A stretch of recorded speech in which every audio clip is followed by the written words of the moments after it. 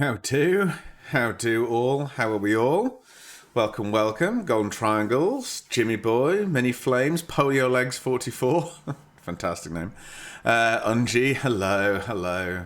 Uh, VMX, welcome. Who else we got in? It's about all that's in and talking so far. Welcome. Um, Love the callback to the Dakar. Yes, yeah. Well, the logo that was done for that wasn't us. It was, I can't remember who did the initial artwork. I'm not in the middle of my camera. Okay. Don't know who actually did the original artwork for that. It was done on a Daymar Rally T-shirt the year before, but we sort of took that and it worked really well with the Dakar Rally trophy and all that kind of stuff. So that's nice. Are there some tiny Pisces? They might well be. These arrived in the post from Lupercal today. The 1 to 500 painted Max and Pisces, which is the last two that we were waiting for. So they're looking super awesome. So we're very much liking those. They're really cool. So they're hanging around on my desk. Hello, Lupercal. Speak of the devil. Callie is downstairs eating cake. I don't think I'm going to get any. I think it's all going to be gone. So that's cool. No Mad Scotsman making you do mad things today. No, Jamie's not here. So for anyone who missed Sunday, Jamie is a very good friend of mine, and he makes me look sensible. So he's like, "Hello, young car." He's comes up with the really, really crazy ideas, and I have to sort of temper him down a little bit because he's a madman. He's a genuine madman. So what are we up to today? Well, we are doing Covalex stuff today because those of you who are around on Sunday, of course the answer's both. Get an order something, you know. We cut some holes in the unit we had because basically we've got these little images here just down below me here taken by Star Helix very nicely for us a couple of streams ago. So these are the current internals of, well, not the current internals of ours, but the actual in-game internals of the Covalex box.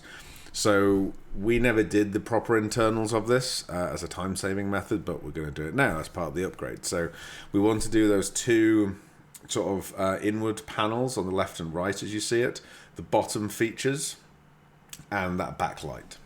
So that's what we're going to design today to mill on Sunday, is the plan. So what we did on last Sunday was cut some holes left and right to make room for these inset panels. We are limited by the cavity on the left-hand side, so we're going to do it for the cavity on the left-hand side and then just mirror it for the right-hand side, even though there's more room on the right-hand side. For us, we're limited by the wall thickness of the box. So that's what we're getting on with. What is the process for extracting ships from the game files? I would like to play around with them Blender from my unboxing video. So Unknown Bagel, True Concierge, that right there. Yeah, indeed. Basically, interestingly, the person above you and the person below you are the people who do it for us. They've written an amazing little tool that helps us magic extract it. Basically, what we used to do, so we have access to Star Engine, so we can load models out of Star Engine. They don't, however, come with all their components attached. So if you take say a Pisces out of, since we're talking Pisces, take a Pisces out of a game, there won't be any guns attached. A lot of the internals aren't there. All the things that the item port system builds within the engine aren't attached. So you have to they're all separate files. So you'd have to go through in Star Engine, find each CGA file for each locker and weapon and all these little bits, and then sort of bring them all through into SketchUp or Blender or whatever you're using, and then piece them together. Same is the same for the Holoview model. So if you have access to, if you go to the fan kit, CIG's fan kit, there are quite a lot of the Holoview models in there. There's also some extraction tools online for grabbing the Holoview models. They are basically the same models that we use. So it's very much a our versions of it are a little bit more succinct because they're a little bit more updated. The Hollow View models tend to be the sort of first version of that ship that went into game, but they are effectively the same file. So that's all we have to work with, really. So I say you can definitely look up HoloView model extractor tool. That's pretty readily available. And I would go down that route. See if the ship that you want is in the fan kit, CIG's fan kit, because there are some files in that too, pre extracted. Yeah, yeah, it's not something I know how to do either. Yeah, it's a lot of work. Interestingly, I say there are tools out there to sort of to do it. I say we have the advantage of these lovely people in chat and Star Engine. So with the combination of these two factors, we get slightly better files out of the game than most people are able to. But they're effectively the HoloVia model, just slightly more completed in that they have all the components in them. Howdy, Wyborg, how are you? Not done vacuum foam since I was school. No, neither have I. Vacuum foaming is one of those things that I've never really felt the need to have. I keep thinking, oh well, I could use a vacuum form, but then I think, really, do I need to? Unless I'm doing a jelly mold, I don't really know what I'd use it for, if I'm honest. I can make, obviously, I've made masters for people to do vac forming on the CNC, and in theory, I could put the big vacuum pumps onto the CNC and actually effectively use it as a vac forming machine if I got some hot lamps, but I've not really found a massive use for it, if I'm perfectly honest.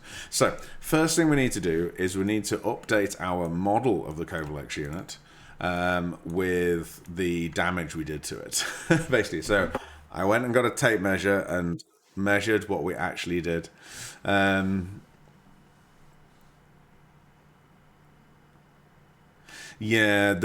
Yeah, so it's all in. Yeah, it's all in lots and lots of pieces. To be honest, you probably the better way of doing that would be to try and get an image of it in Hangar or in game. To be perfectly honest, because that's the other thing. When you export it, you're not getting textures, you're not getting decals, you're just getting a very crappy wireframe with a lot of what we call POMs.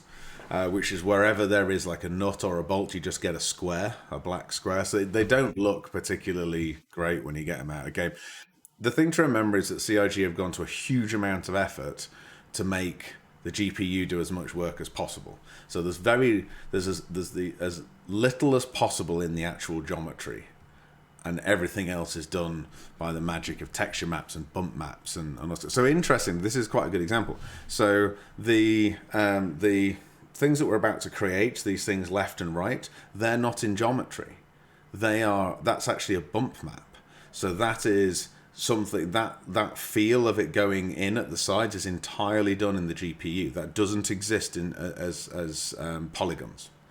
So very, very few of that kind of stuff, and all the panel lines and all that kind of stuff. That's all done with the texture. This is actually a perfectly flat internal, and then your GPU makes it look like there's these two recesses. So what we have to do is go, well, that's what it looks like. We now need to design it to actually be that, and that's what we're about to do now. So enjoy the magic. Cool. So what we did last time was cut a load of holes in this.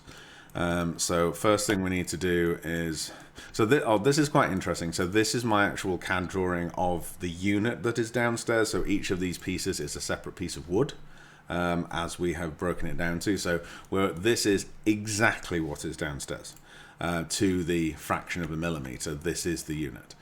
So we can go in and we know that all of these things that we're doing are perfectly accurate. So we're going to look at my little notes here. We want, this is still a component. Good goodness, right. 92 mil.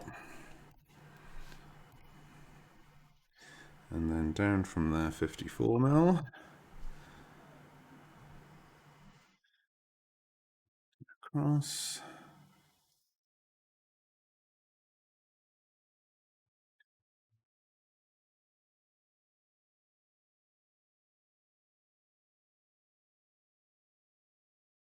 So no, it's fine. That's accurate. So we basically did that. Now there's probably a share. Yeah, so we've actually cut it out this side as well because this was a component. So it mimics. So this is what it now looks like. Um,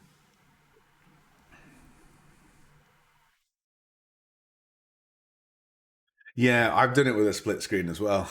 That's the only way I could do it. It's just like literally like overlay OBS type trick.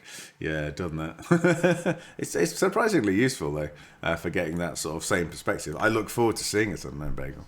I tried to do a similar trick when we did the Dragonfly, like the full size one, so I could sort of superimpose the in-game one and then our design one and then the real one, and it went all right. It sort of it wasn't perfect, but yeah, it sort of sorted it the job. Right, so and then we've got this other one on the floor here, um, which is 310 in, and then 125. So that's 62.5. 90. So this hole at the bottom is for our RFID reader. Boom. Cool. So that gives us the damage we did. So now we've updated this to be accurate for the routing, hand routing we did on Sunday. So that's awesome. So now we can build these panels to fit and basically sort of recess through these holes. So we're gonna focus on this side because we've only got this cavity here, which should in theory be really 42 mil. I don't believe you.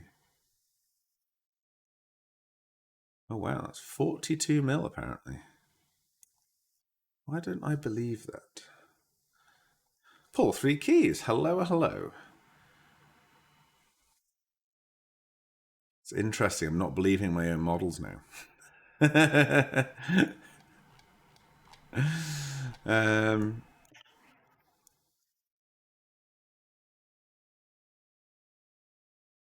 oh, how bizarre. Right. I'm going to have to run downstairs with a tape measure and find out. Bear with me 1 second, people.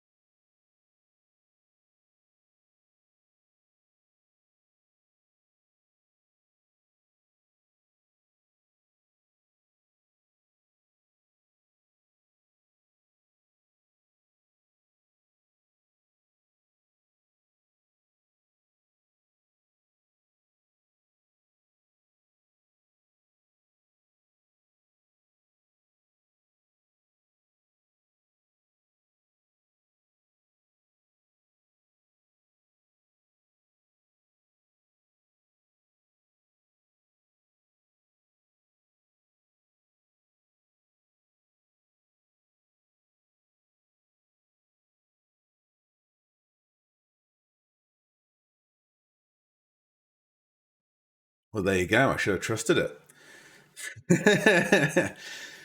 Never doubt the CAD, JR. Never doubt the CAD. It is indeed 42 mil. There you go. So that's quite nice. So what does that mean? Well, we want 6 mil on the top here for our sort of thickness of our inset. So that's 48, which is really nice.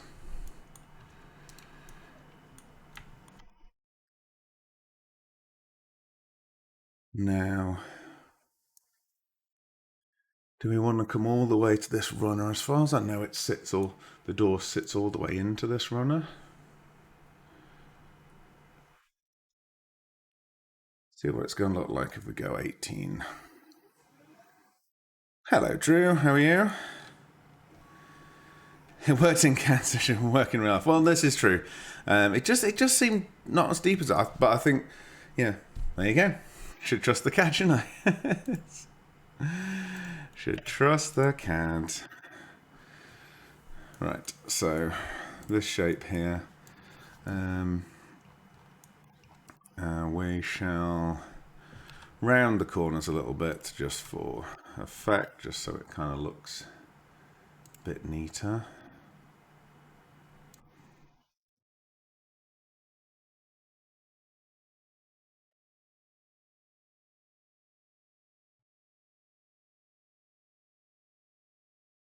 So we'll get this step here. So we can either follow this curve down here. Yeah, I think I've got to follow this curve down here.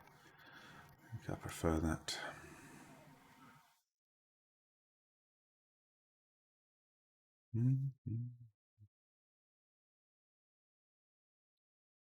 0% tolerance, yeah. So it's interesting you say that. So when we kind of put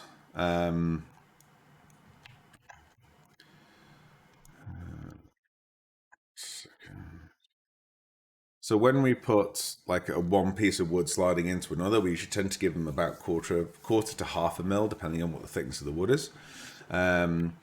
But in general, tolerances aren't too bad because if you cut it to size and then sand it, you've taken that little quarter of a mil off. So things tend to fit together relatively well from design to sort of action, if that makes sense, which is quite handy.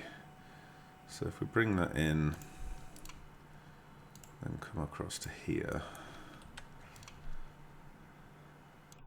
so we'll just get this tucked in a little bit snugger to the design.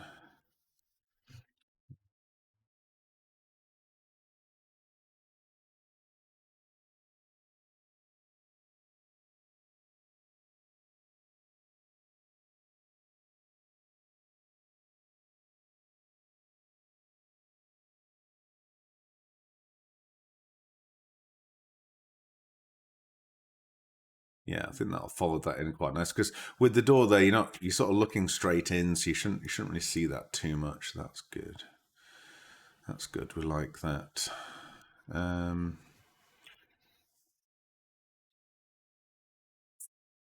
So one of the great advantages now is that it shouldn't mess my stream up when it's thinking about stuff because it no longer has to.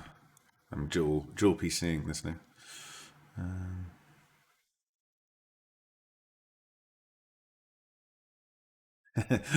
I've been using SketchUp now. I would dread to think how long I've been using SketchUp. Measured possibly in decades at this point, but to be honest. So we'll give that half a mil just to slide this in because this may have grown a little bit over time, let's say. So that's cool. So we need to borrow this shape here.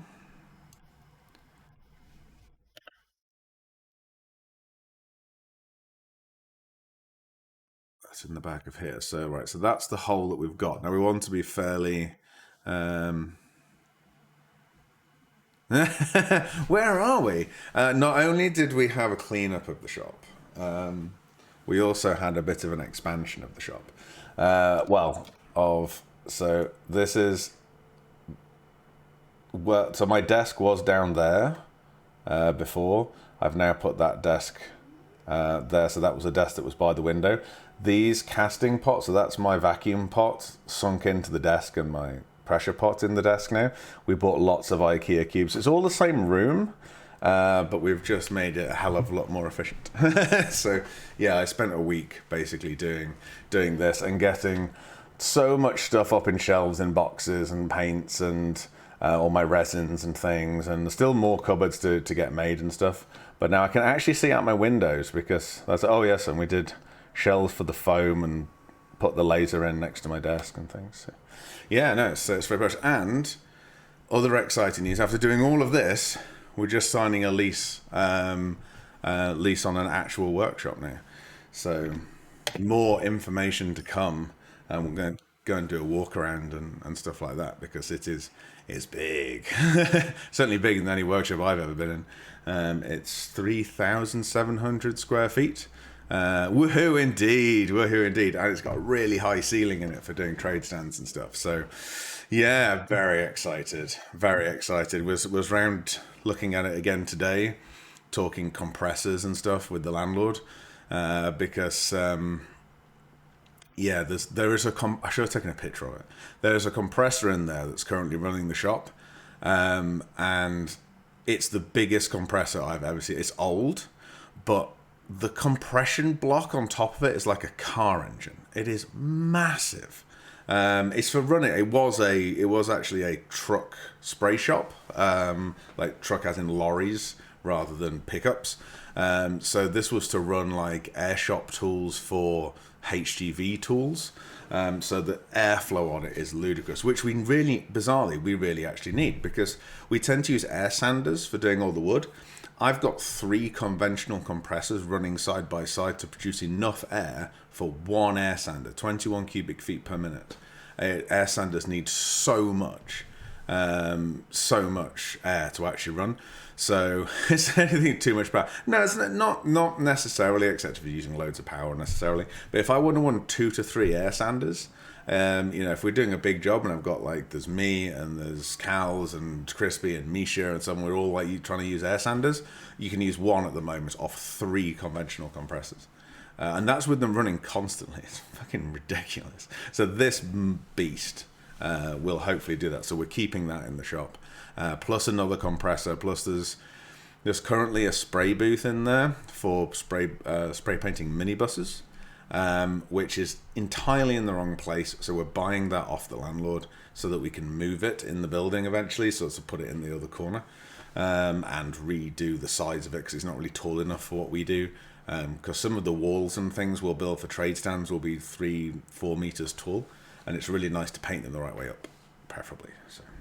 So yes, it's all very exciting. We're going to have so much room. We're going to be able to do so many stupidly big projects. I might one day get my Stargate. I want a full-size Stargate. That's what will make me happy. Tim the Toolman Taylor. Right, so need a Stargate in my life. It has to happen. Which style? Has to be Milky Way Galaxy original. I would quite like to do the actual SGC one. So to actually have it as a Milky Way gate, but with all the SGC clamps and everything on it. Well, see, that's the thing, Gunduts.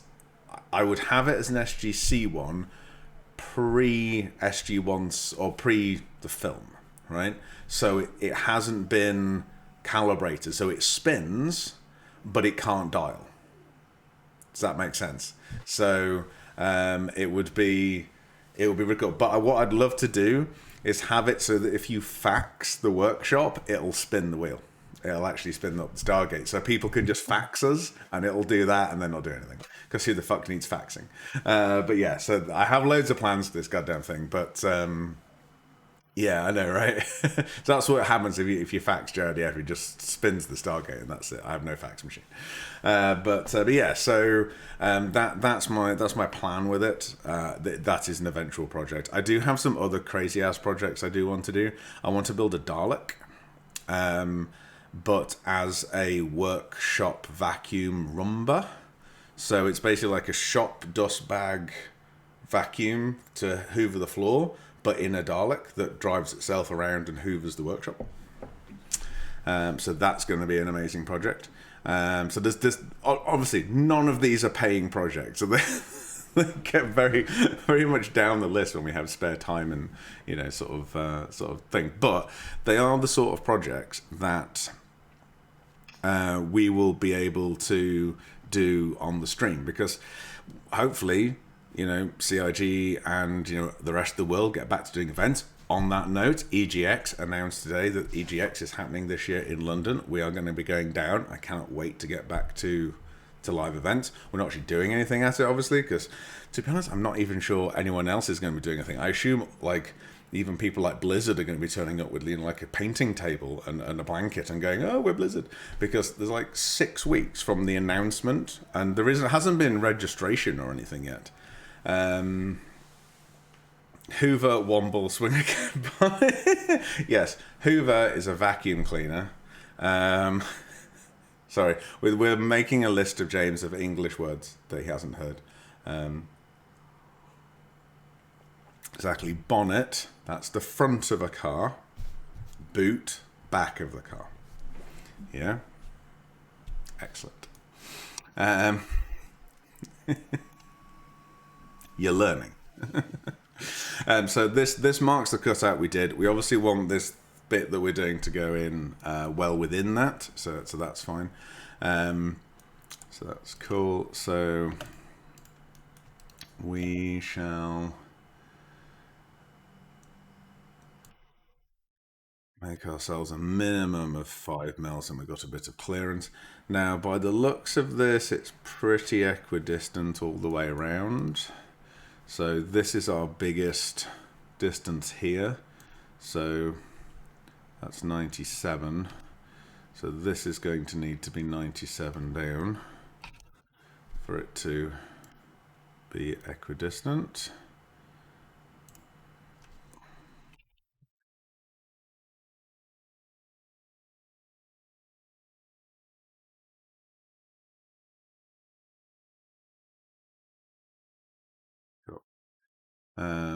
So after all that, this is the square we're actually interested in.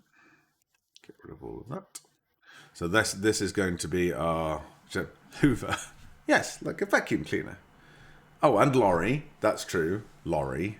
So that's a lorry. HGV, heavy goods vehicle. Yeah, occasionally we call them trucks, but saying trucks confuses Americans because trucks apparently are pickups or 4x4s. So I know a Hugh lorry.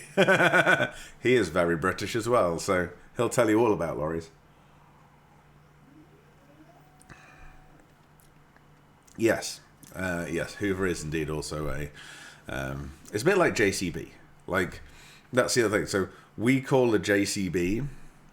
I don't know whether you guys probably don't call them JCBs. They're backhoe diggers. But if someone says I'll use a JCB, we actually mean specifically a backhoe digger. And usually a backhoe digger that has larger wheels on the back than the front. So the standard JCB 3CX. Someone is actually ringing me.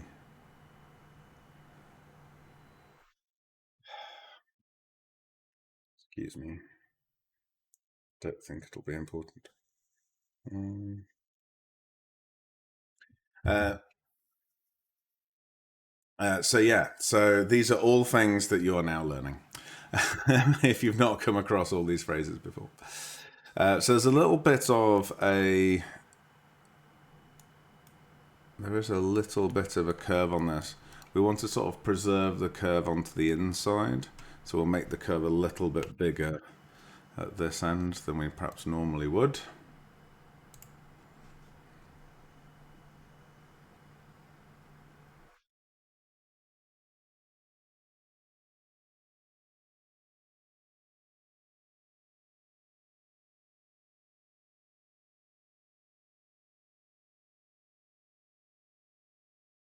Yeah, yeah, Xerox. We see, we've never really called a photocopier a Xerox because Xerox wasn't a particularly big company over here for photocopiers. Um,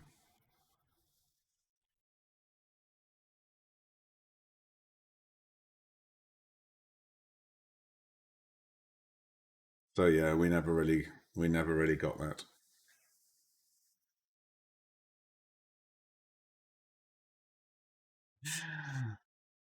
Well, this is the Stargate.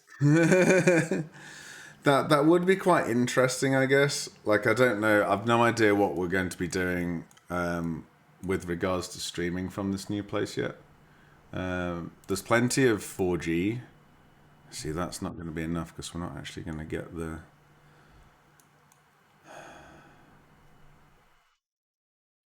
to kind of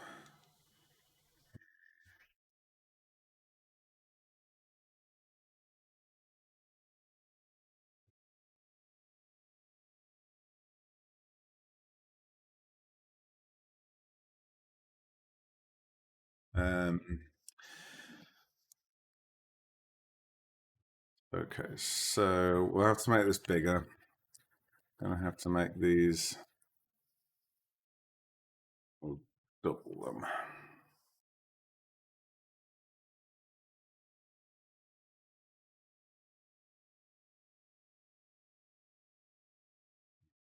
Then be fine.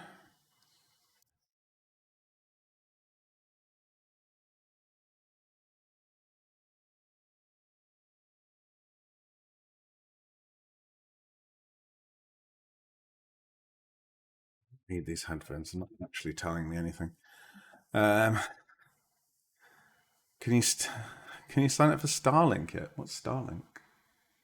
Oh, like Elon Musk's thingy. No, I don't think so. To be honest, we for 4G, like 4G at this place is 82 meg up. So I don't think we'll struggle. I think it's actually better than my fiber here. So the reason it's so good is that the West Coast main line goes right by where the workshop. It goes past here, but also very, very, very close to where the workshop is. So there's basically a 4G mast that no one uses, pretty much in its own yard, because it's what's used on the railway. So we have absolutely amazing 4G there, so we should be fine. So I think if I take that to there, that's going to be about right. So that's fine. And then what we're going to do is bring that out. Now we can come out.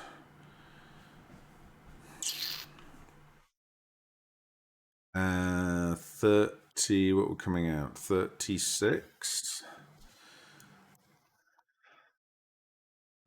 Get rid of this.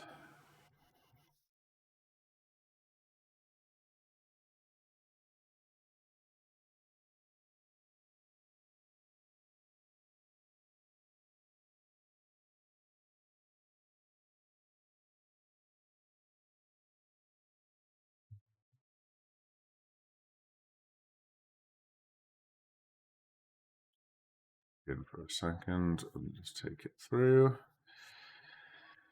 And then get rid of.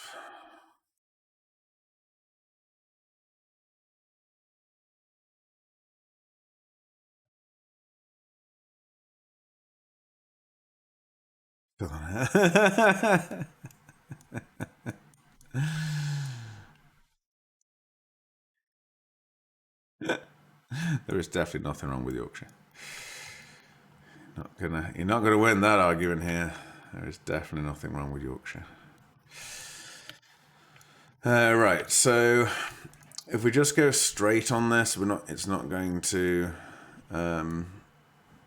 look amazing. What's it going to look like?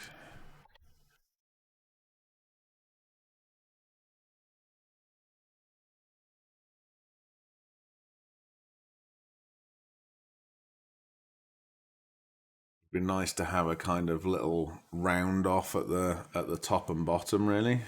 So let's do an actual proper follow path for this, because otherwise it's just not going to look amazing. So let's do it properly. Let's come out 5.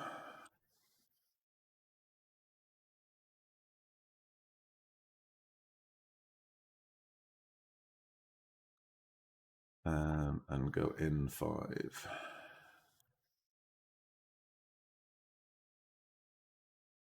Yeah, we should be all right. Well, we shall see. It might be a bit of an experiment, but we'll see. Right, okay.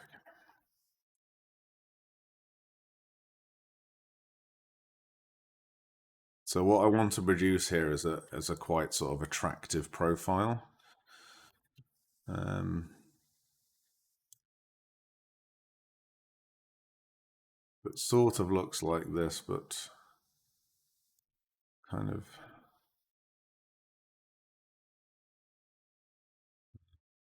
to have less arcs.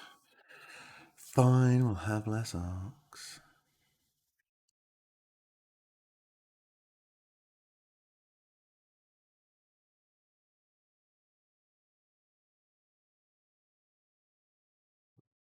Kind of look like.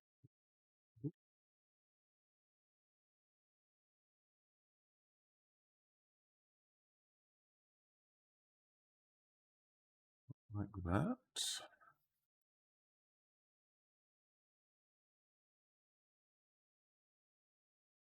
We'll kind of have that shape going around it, so it'll be a nice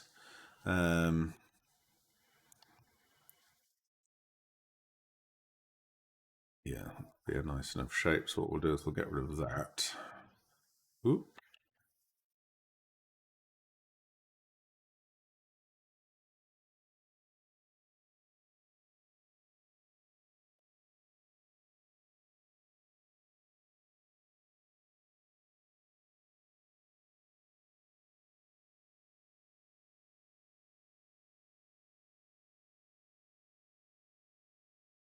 Profile it in with that, so we end up with that sort of shape, which I think is now just thinking about it.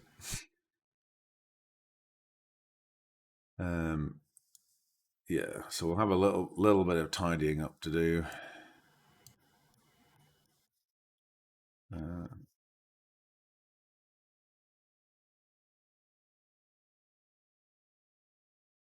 make sure we can see any hidden geometry so we don't end up leaving anything silly. So it's had a little bit of a wobble here because we're on quite a small scale, so we're just going to have to hand fix that. Ooh.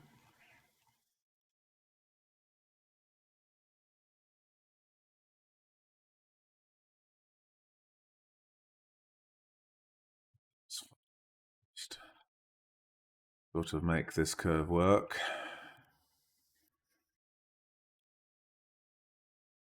You do occasionally have to do this with SketchUp when it gets to the very, very fine details, when you want to kind of push, pull.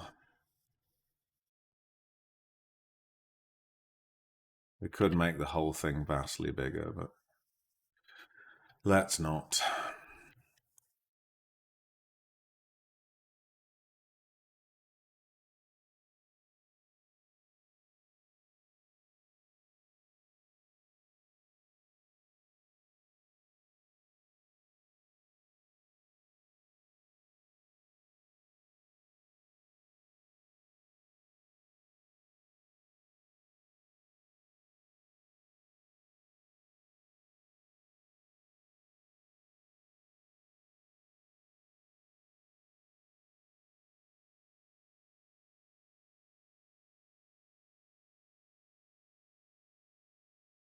Okay. Yeah, you can kind of see that that's the sort of board out. Probably does SketchUp do work? Kind of. We could make a component and get it to do it, but to be honest, in this instance, we'd have to turn it into separate entities. So, no. So SketchUp is an odd program, right? So SketchUp can be quite a time-consuming program to use, but I find it doesn't have any limitations because you're just drawing stuff. You're just drawing individual vertices a lot of the time. There are time-saving things you can do, don't get me wrong, but unless you're going to be doing something 10 times, you better just do them. So you could set it up as a separated mirrored component, but it would take longer to do that than actually just doing this. Sometimes you think when you're halfway through, you go, "Oh God, I wish I'd just set this up as a component." You know, like when we cut the hole in one of them and it cut the hole in the other. So you can set all this sort of stuff up, but yeah, so much of the time it's just quicker to do it. I'd say the other thing we could do is, or that we could have done, would have been to actually just increase the size of this a bit, and then we would have been okay. But let's see. Let's find what we're trying to do here. It'll be done before you know it. Okay, so then we'll get rid of all of this. We don't want that anymore.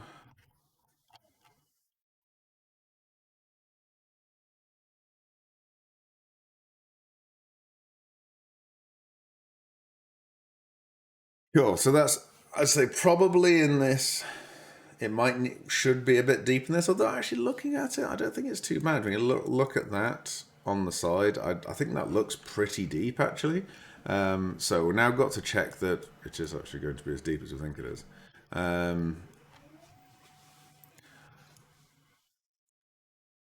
And is this the outside of what we're doing or the inside? That's a good question.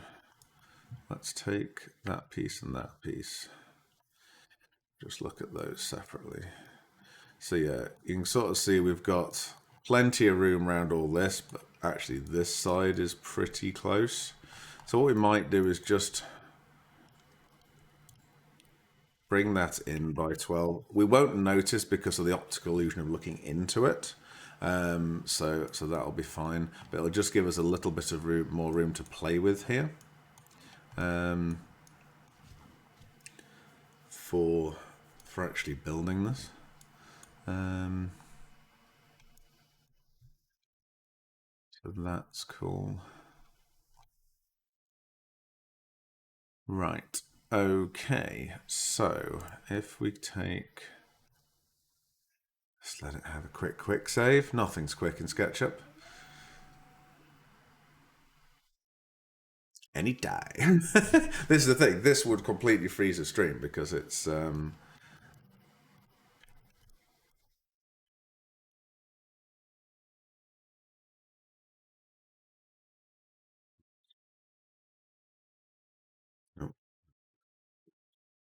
So that's fine. So that's where we know that is. We're going to bring this in by 5.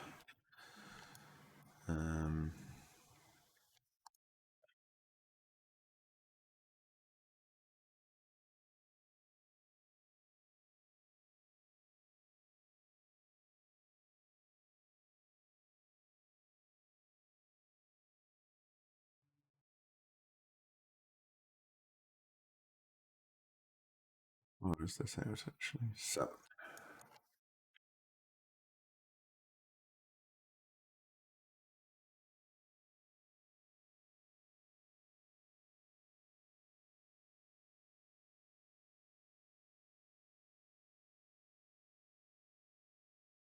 So we've got it even all the way around.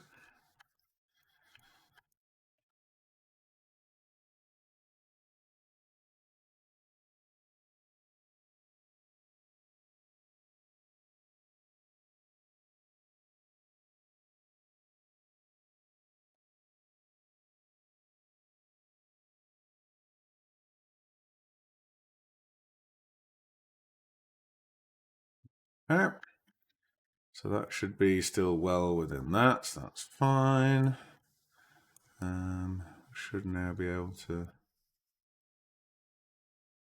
do that. What I could do is see what my normals are doing at this point, but we'll worry about that in a minute.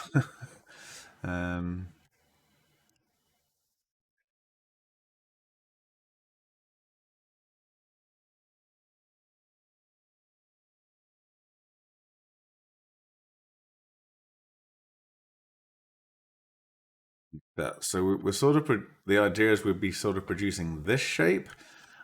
It would be nice to take a bit more weight out of it. I'm aware of how goddamn heavy this thing is.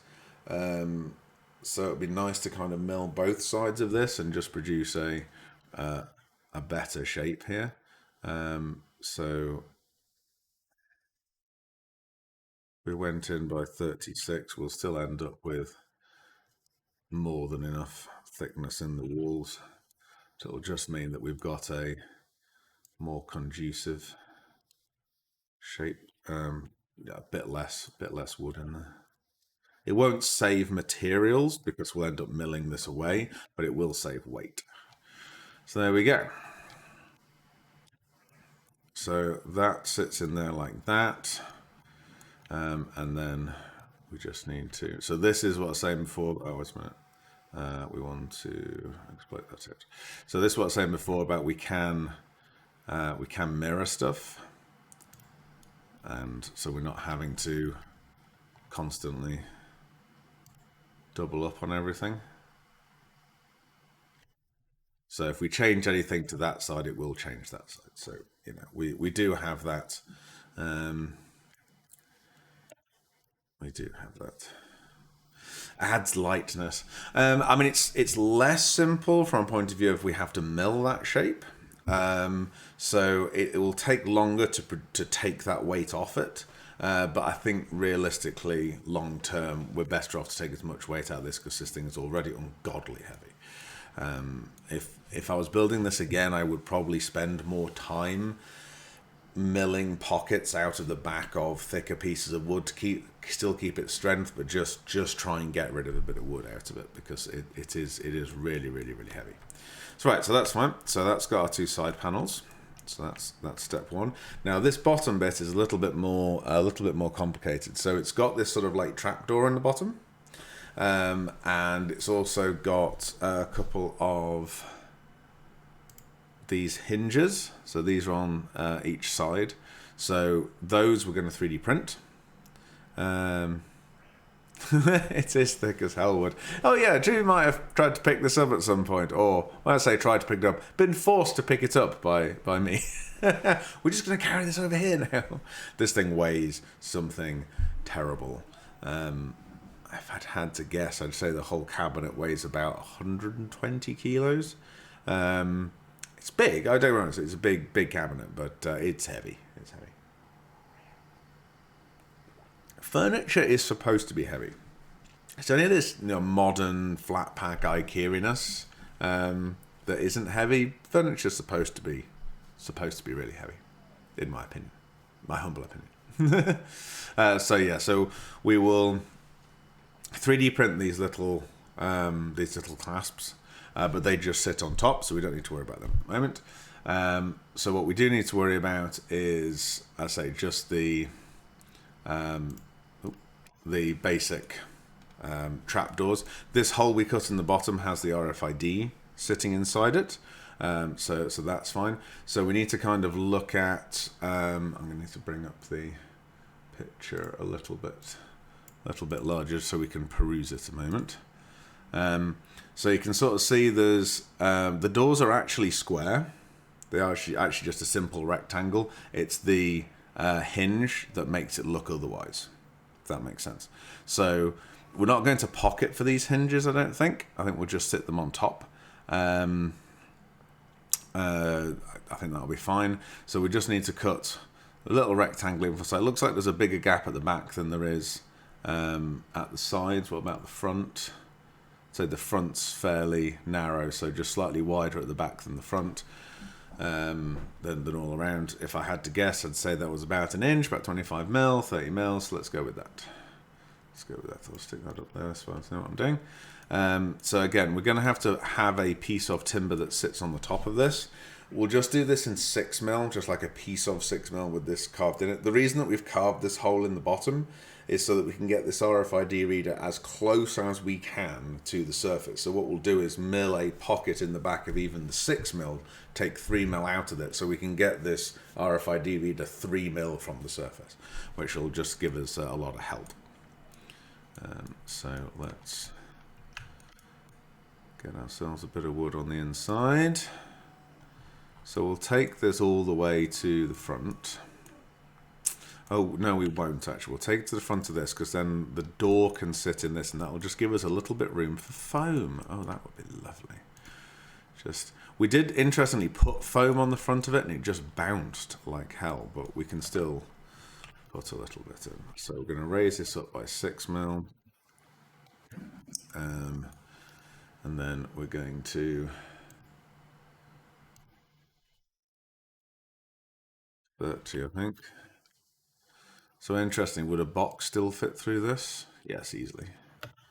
Then bring this in from the back, because it does look a bit deeper at the back. I'd say that looks right.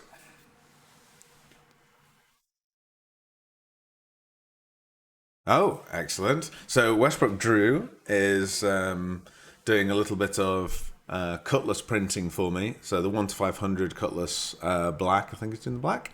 Um, we do it on a Form 2 printer. I don't have tough resin in my Form 3s. He's got tough resin in his Form 3.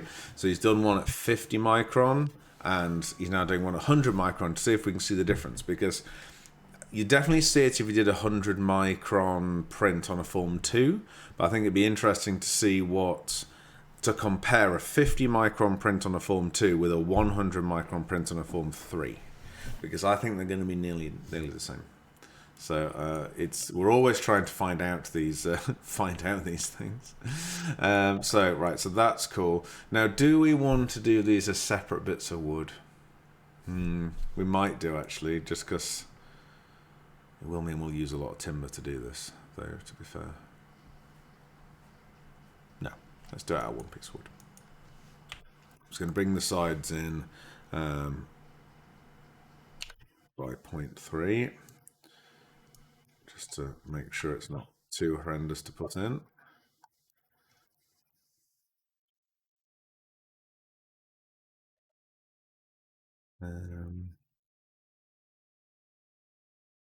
Have roundy corners? Not really at all. So then we're going to have a line down the middle like that. So interestingly, from a milling point of view, that's all we actually need to do. We just need these lines, because then we'll use a V-carve piece, a V-carve router bit, to do those lines on it. And then once we put the hinges on, that'll make it look like the door. So that's cool. Sweet.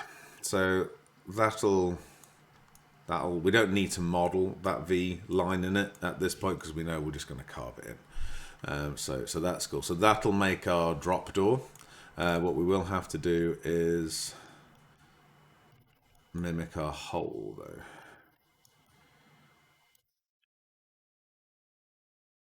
So that we can mill the back of it.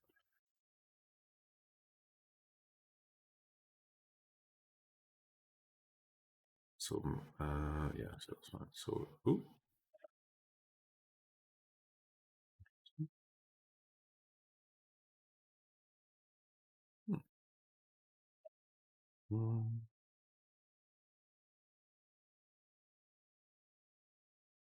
Flatten that.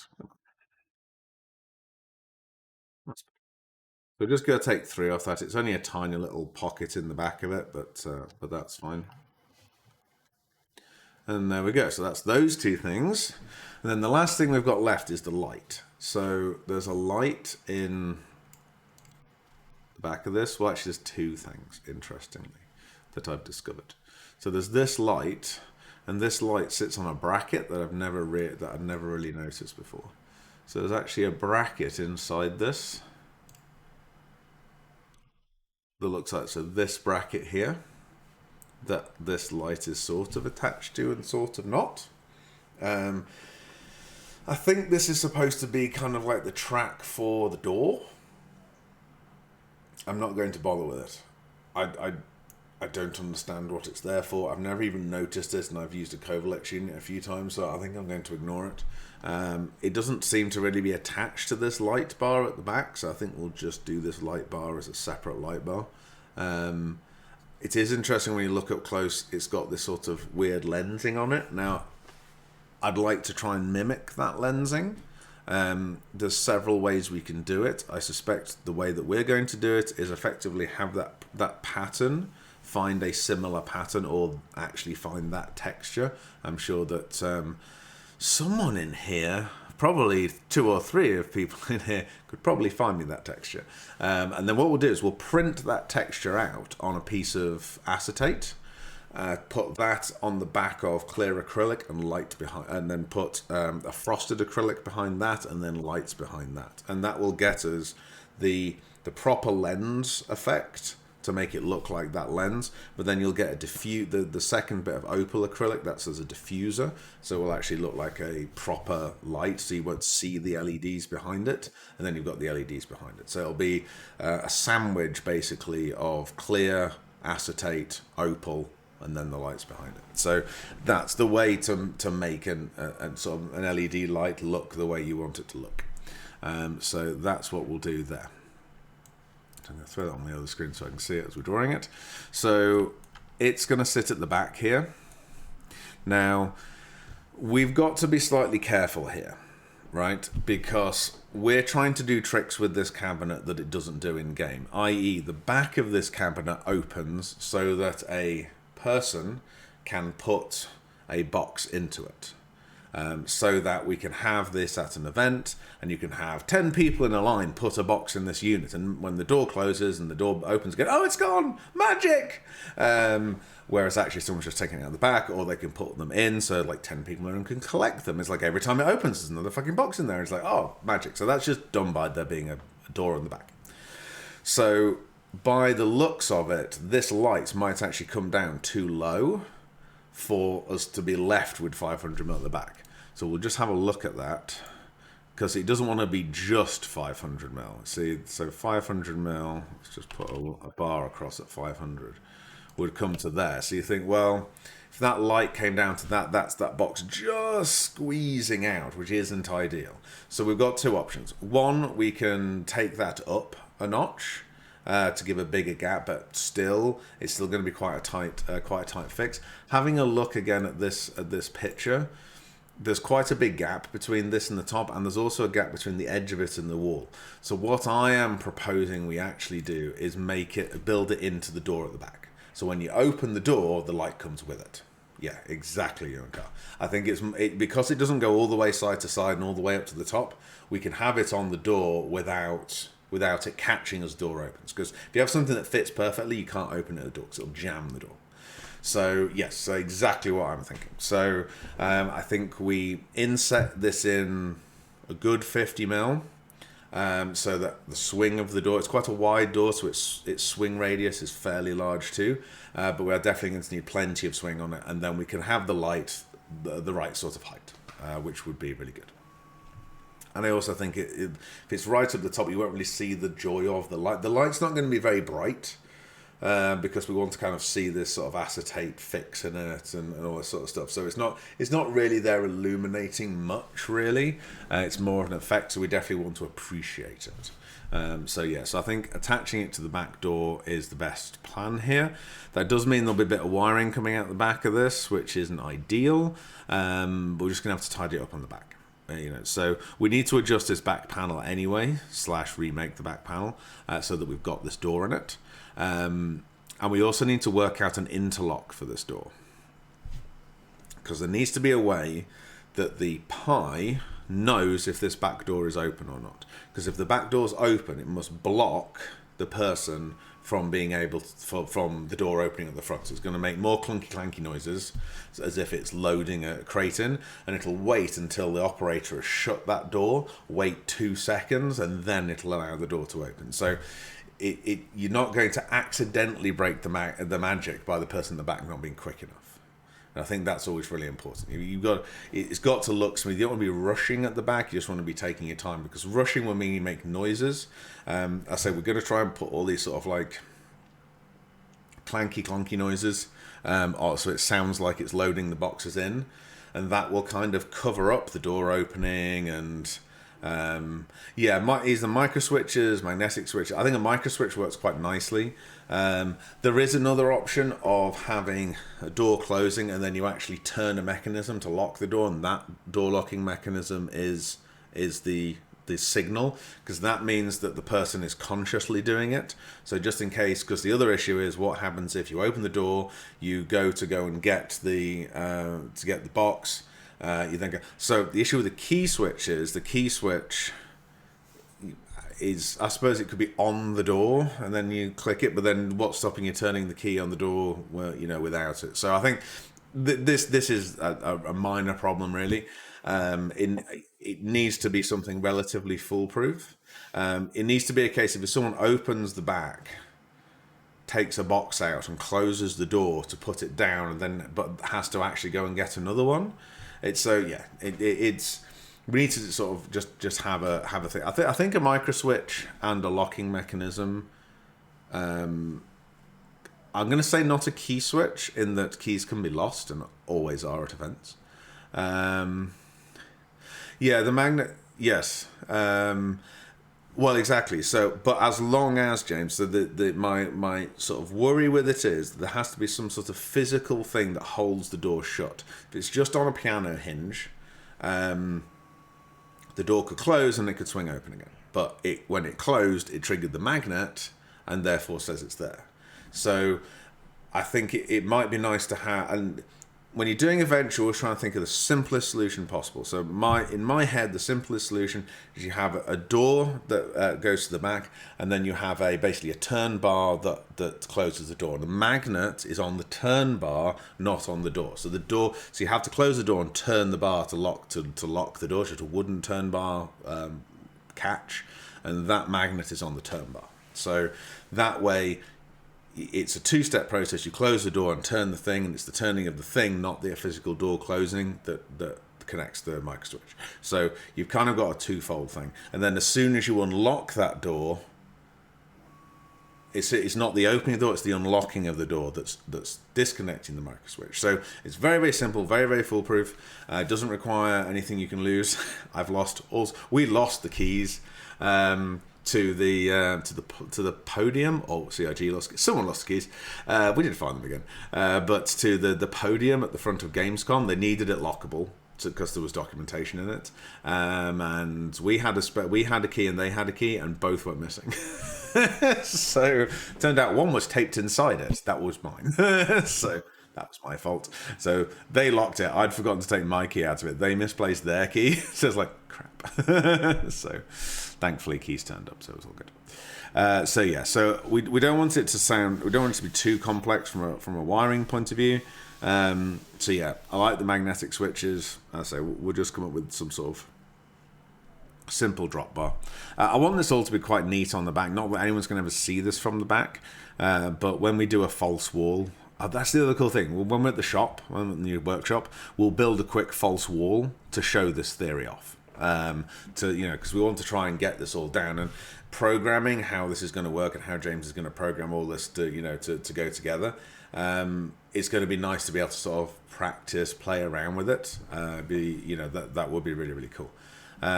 We'll have to work out, James, what the smallest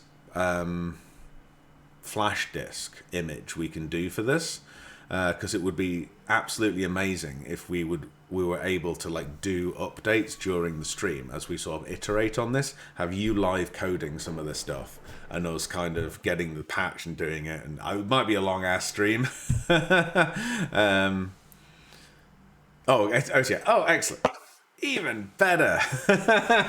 So yeah, because it'd be great to kind of problem solve this stuff live, because I do think that's kind of half of what we do, is just kind of go, here's the problem, let's go to a solution. Usually it's a very practical, hands-on dicking about, basically.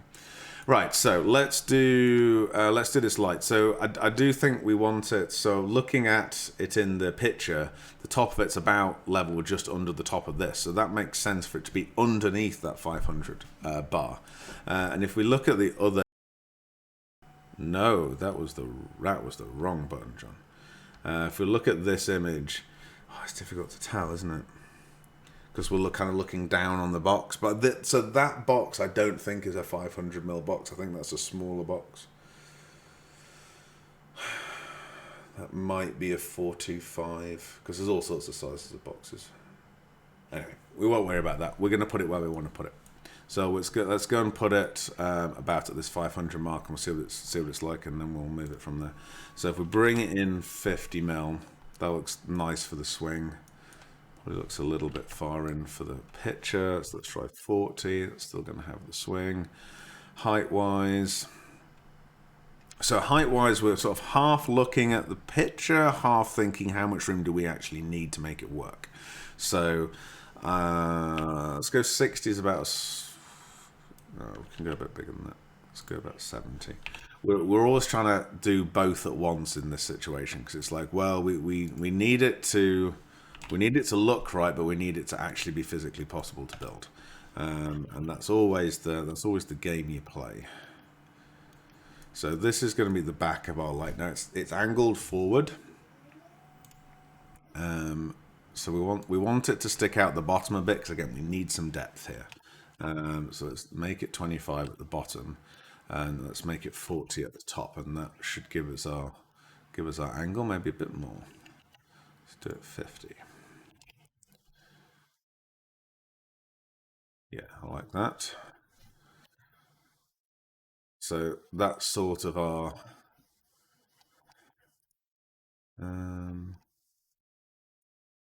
let's just move this out of the way for the minute.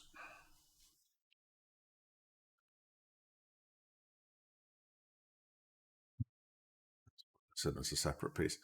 It does look a little low, so let's move that up a little bit.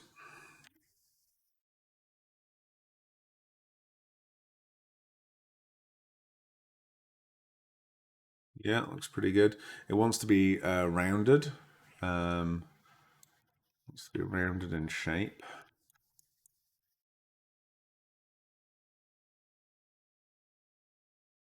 I want to make it a fairly obvious rounding. More.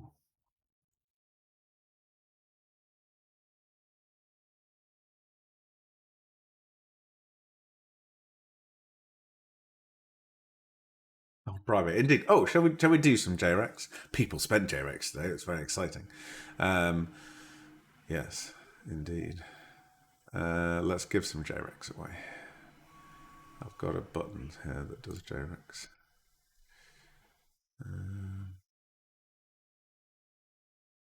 Apparently, it's a lot.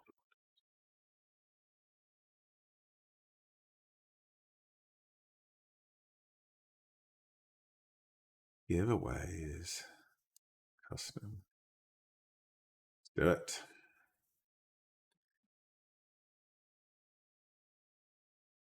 There we go. Let's give some JREX away.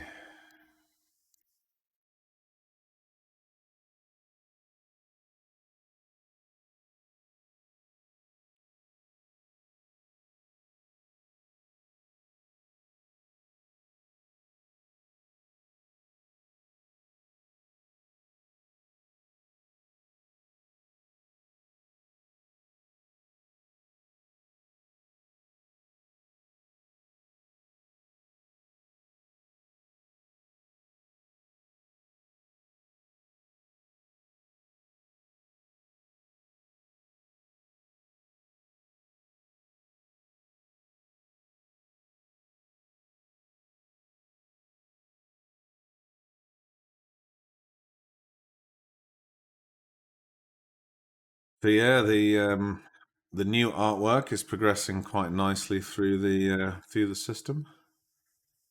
I did have music on. Why don't I have music? Yeah, I need to get some nice background music. Okay, so does anyone know? Does anyone have a favorite royalty-free, backgroundy type music service that we could employ for these slower streams where I'm just sort of mainly drawing and doing not a lot of talking? Not a lot of talking. I mean, it's me, but never fucking shut up.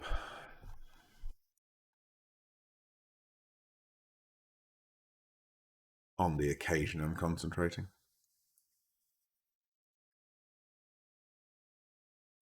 Who is this guy? Hello, Commander Sorrowful. What a cool name. Am I a dev of Star Citizen? No. No, I am a. I seek wisdom. I have plenty of wisdom, I think. Yeah, we are long-term contractors and licensees of Cloud Imperium games. How about that? But we are not directly employed and salaried by Cloud Imperium Games LLC. So, but yes, we have a very long-standing relationship with them, and do all sorts of fun stuff. So ask away.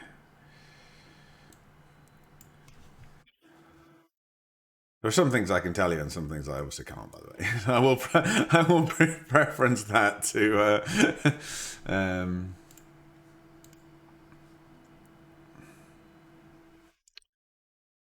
Ship interior for Elite Dangerous. Oh, what's Elite Dangerous?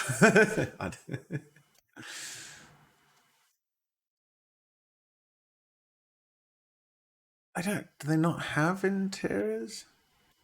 Uh,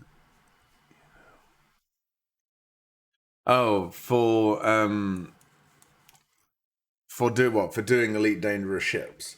Several people have asked us whether we want to do elite dangerous ships, and I, I've never played elite dangerous. I've watched Gray play elite dangerous quite a bit, and let's have a look at this. So we want.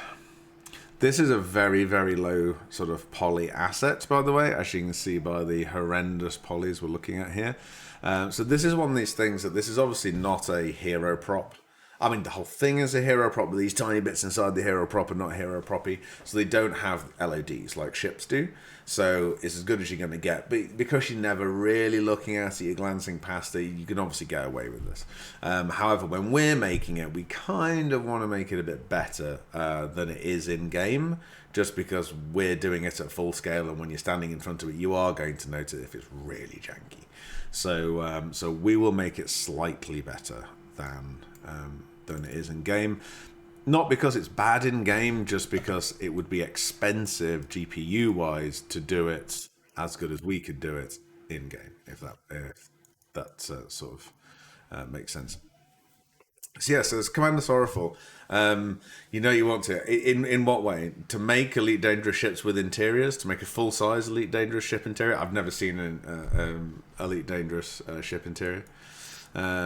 I don't even know if they had them, but you kind of walk around now in Elite Dangerous, can't you? I've certainly not seen any of it since you've been able to sort of walk around in it. I've got to admit. So that is a sort of 6 mil. So that'll be our kind of. Who has? I don't know. I've never played Elite Dangerous. I barely play Star Citizen. I've got to be honest. I do very little actual gaming in time. I wish I did. I really do. I can't write, so I kind of want to mill. How do I want to mill this?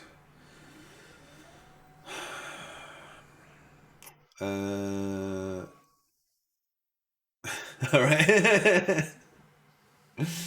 No, that's fine. No, that's right. So what I'm trying to work out here is right. I've got to mill this because we're on a 3-axis mill here, so we've got to mill it from one direction. But we also want this front plate to encapsulate the lenses for the lights. So there's a temptation to go right. Well, let's separate that top piece of 6 mil from the other bit so that we can kind of. I can't tell the difference between 50 and 100 micron. Post a comparison picture, Drew, but without telling us which one's which, and we'll put it up. Is it a bit of a ball ache to do that, or should we mill it from the back? How do we want to be able to re-access the LED lenses and the lights and stuff?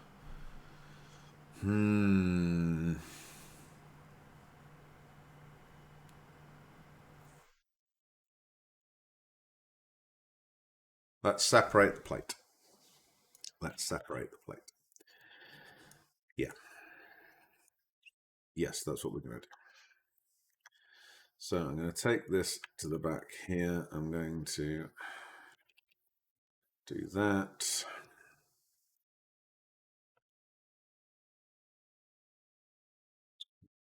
Really squish this down.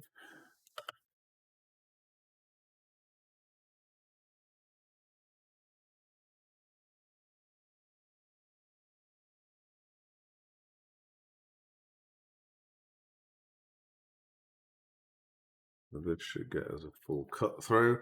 So we're going to mill this as one piece with this at the back, and then we can put a sort of 6 mil lens of wood on the top. I think that'll look okay.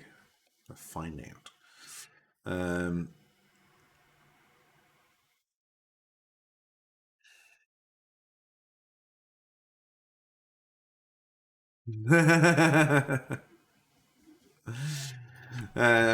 That's quite funny, Angie. Dual Edge RS. Have you guys announced the next one to 100 ship model yet? No, we haven't. It is sitting over there though. because it's nearly done. Well, nearly done. The model's nearly done. But no, we haven't announced that yet. That's quite a good point. Um, yeah, no, we haven't. So in general, this is a sort of serious point. We're sort of trialing doing all the 1 to 500 ships in open development. So we're announcing them well ahead of time. You guys are watching. Sort of tell the camera to the right. Oh, I did earlier on, just never noticed it. It was genuinely sitting there when we turned the camera around at the beginning of the stream. So if you guys missed it,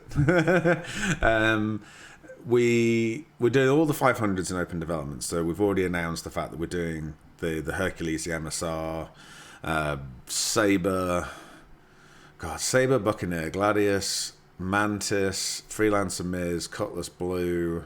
Vanguard, I've already said Saber. I think that's all of them.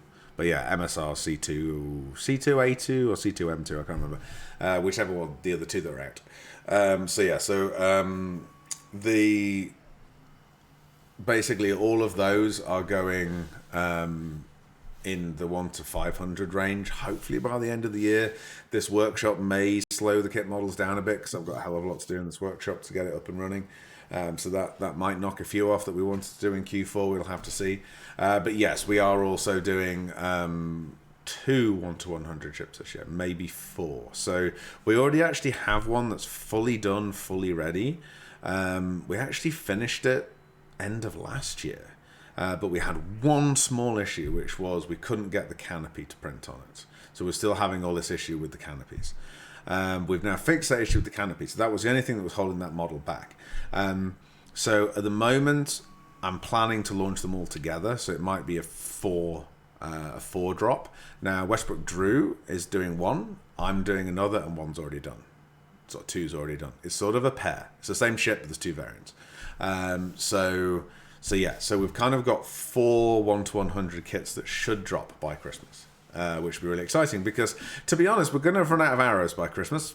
I've got to be honest, we're up to 300 and something odd sold, so there's only ever going to be 500, so it's going to be pretty close to see whether actually there's any left by the time these new 1 to 100s come out, which is quite cool. So the arrow might actually beat the PTV at this rate to sell out. So the PTV, there's 18 left, I think, and the arrow, there's 100 and something left. I can't remember the exact number, but yeah, it was the Dragonflight sitcom was 1 to 1, sort of.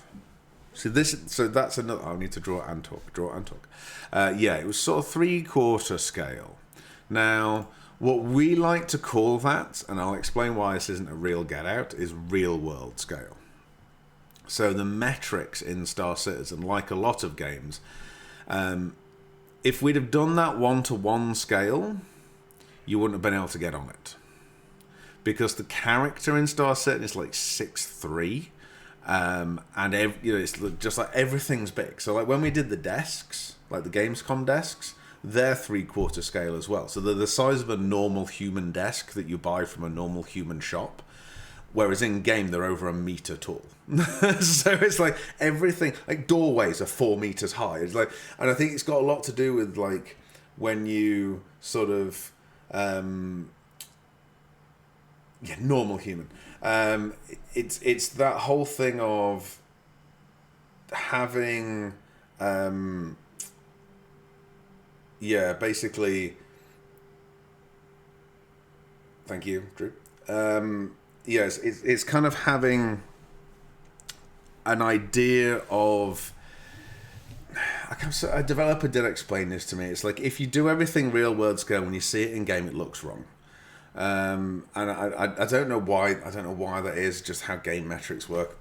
Don't know. The angles of sort of like your field of view and all this kind of stuff. So everything is slightly oversized. So when we've been doing stuff, we sort of mocked up the Dragonfly seat section stuff in all different sizes, and discovered that full size was just unbelievably difficult to sit on.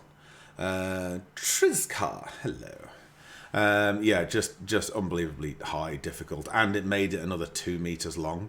Or something ludicrous. It's just like, oh jeez, it looked full size though, right?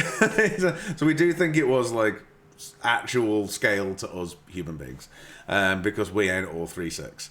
And you know, it's interesting because when you saw, we have a cool picture of everyone. Like there was 800 and something people went on it on the day, and it didn't look small on anybody.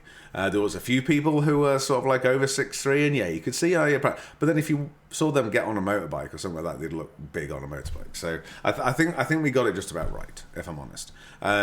We've looked. I say when we did the desks, they were 3/4 scale. When we did, yeah, real world 1-to-1, yeah, and we may find that's different with other things. One of the things that we sort of didn't do that with, interestingly, was the boxes. So that big sort of PC crate is actual in-game scale. It's 500. So perhaps we should have made that a bit smaller because it does feel massive when you're holding it. But then when you look at people in game holding these huge boxes, they do look massively oversized. So it is an interesting one. It is a genuinely interesting one. I think because when you look in Star Citizen, you're taking the. I think your brain automatically goes, well, your characters in Star Citizen are about average human size, and that's probably only true if you're in the Netherlands, because I think 6'2", 6'3" is probably average height in the Netherlands. I'm not even joking. They're hugely tall people. Whereas certainly in the UK, we would have our average height probably sort of more like 5'10", 5'11". So I think because there's a certain disparity, and everyone's wearing helmets, and it's just like, so everything kind of looks oversized. When if you saw like a 6'3" person in big space boots and a helmet, you know, they'd just be like giants. So yeah, so that's where we are. I say it would have increased the cost by probably 40% to have done it actual game metric 1-to-1. And there wasn't really any big advantages. One of our biggest issues with the Dragonfly was that it had to fit in air freight boxes, because obviously we built it in Scotland and took it to Austin. I've not actually made the inside bit smaller, have I? What a dumbass. How wide's this? Yeah, it'll be fine. Yeah, so we had to air freight it, and the restrictions on size of air freight boxes is obviously quite strict. If it don't fit in the aircraft, it don't go. And even at the scale we did it at, the engines didn't fit in an air freight box, so they had to come in pieces. It was a real biggie.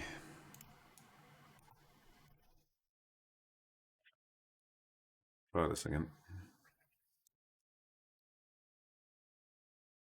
Got to actually give it a lip.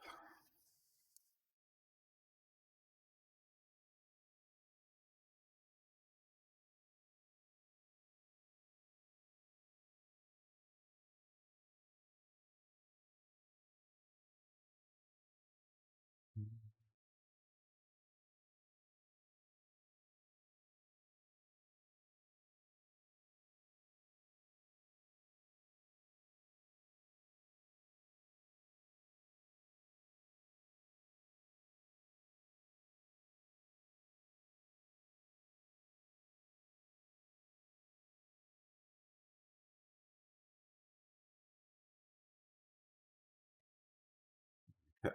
So that's given us it's difficult to really see here, but that's given us a little lip inside this. So the acrylic can sit just on the inside of this box here. And then the ideal would be to actually have this accessible from behind, because if this is the door, we can have a little bit of, sort of have a little bit of access. A Dalai Lama. I love it. Actually, yeah, not too bad. It's not too bad. We're having a bit of a chilled stream tonight. We've been having a lot of excitement down the workshop the last couple of days, so last couple of streams, I should say. So I thought it might be quite nice just to have a bit more of a chilled stream today. Right, so we shall do a little bit of a flange in here, because I think we can, because we're going to be 3D milling this. So it's always nice to kind of have it a bit fancier when we're doing that, just to make it a little bit more in keeping.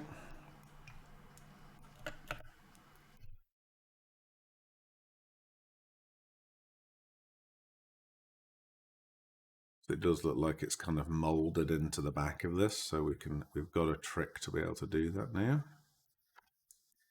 So we're going to use follow, so it makes this sort of, so it almost looks like it's sort of molded into the back.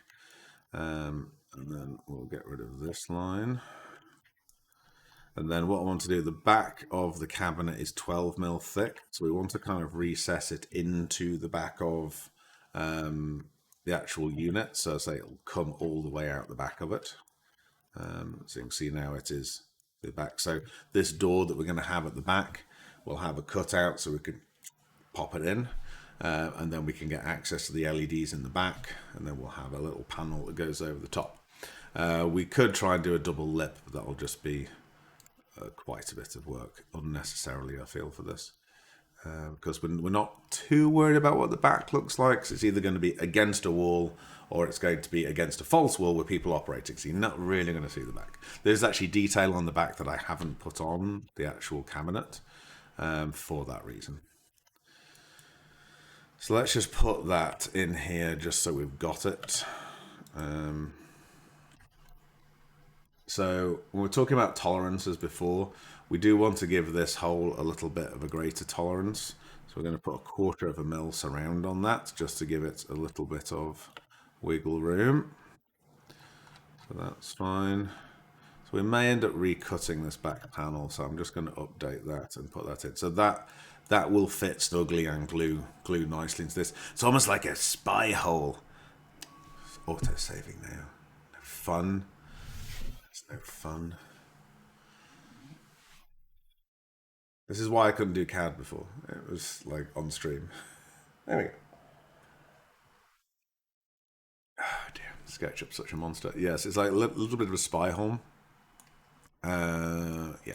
But yeah, so it'll give us access to the LEDs and all that kind of stuff, so that'll be fine. And I think that kind of works as our sort of solution for this thing, so that's cool. So that's all of our new bits for the back. Now, we'll notice on these photos that we obviously also has these patterns on the back, and the that one's better. So it's got Covalex shipping on the back. It's got this really crazy ass texture on the back as well, which is quite interesting. So there's a couple of ways we can do that texture, almost like a rusted metal texture. Not quite sure why, but we can do that texturing if we really feel like going the full hog. And it's obviously got the Covalex shipping, and then the caution, all this sort of stuff on the floor. So that's all going to be done with paint. Okay, so we have behind me with the little, oh, you can't see it. That thing over there with the, oh, you saw the ship again. Oh, did you not catch it? Oh, I showed you it. So that thing there with the little cover on is a vinyl cutter. So what we will do is we'll do the maskings for these, and then use paint to actually mask them on. So there won't be vinyls on the. We'll cut out. Yeah, like literally do a hammerite type finish. Absolutely, these are very kind of rough texture. We can kind of do it with paint as well, with how we take it off and splatter it, and yeah, so we can do texturing. So, but yeah, so instead of actually putting the vinyls actually on as vinyls, we will use it as a mask to actually paint it in. Because especially the caution at the bottom, that will wear away really fast with doing it as just vinyls, because we're sort of rubbing boxes on it all the time. Sweet. Right, okay, so I'm pleased with the light. So as we can see with the light, it's kind of got this flare around it, so we can do all of that with the vinyls and try and get this. Almost looks like a mesh pattern inside it, actually. Almost looks like a sort of a waffle board mesh, like you get on the laser bed, interestingly. So I wonder if we can pick up one of those. I'm sure we'll be able to pick up a bit of gridding or something like that and actually do it with that, sandwich that in between the acrylic layers. So that'd be really nice. We're also going to do this as RGB. Now, I don't know whether it actually is RGB in game, or is it any other color than this sort of like warm white. We're going to use it as a bit of a visual aid for people using the cabinet. So there's a certain amount of in-gamey stuff that we obviously are following rigidly into the letter. There's also stuff that we need to do to stop people getting injured or surprised or hit by this moving cabinet and it's shutting doors and all this sort of stuff. So we're going to use this light as when the door's about to, if your package gets accepted, it's going to go green for a moment. And then when the door's about to close, it's going to flash red.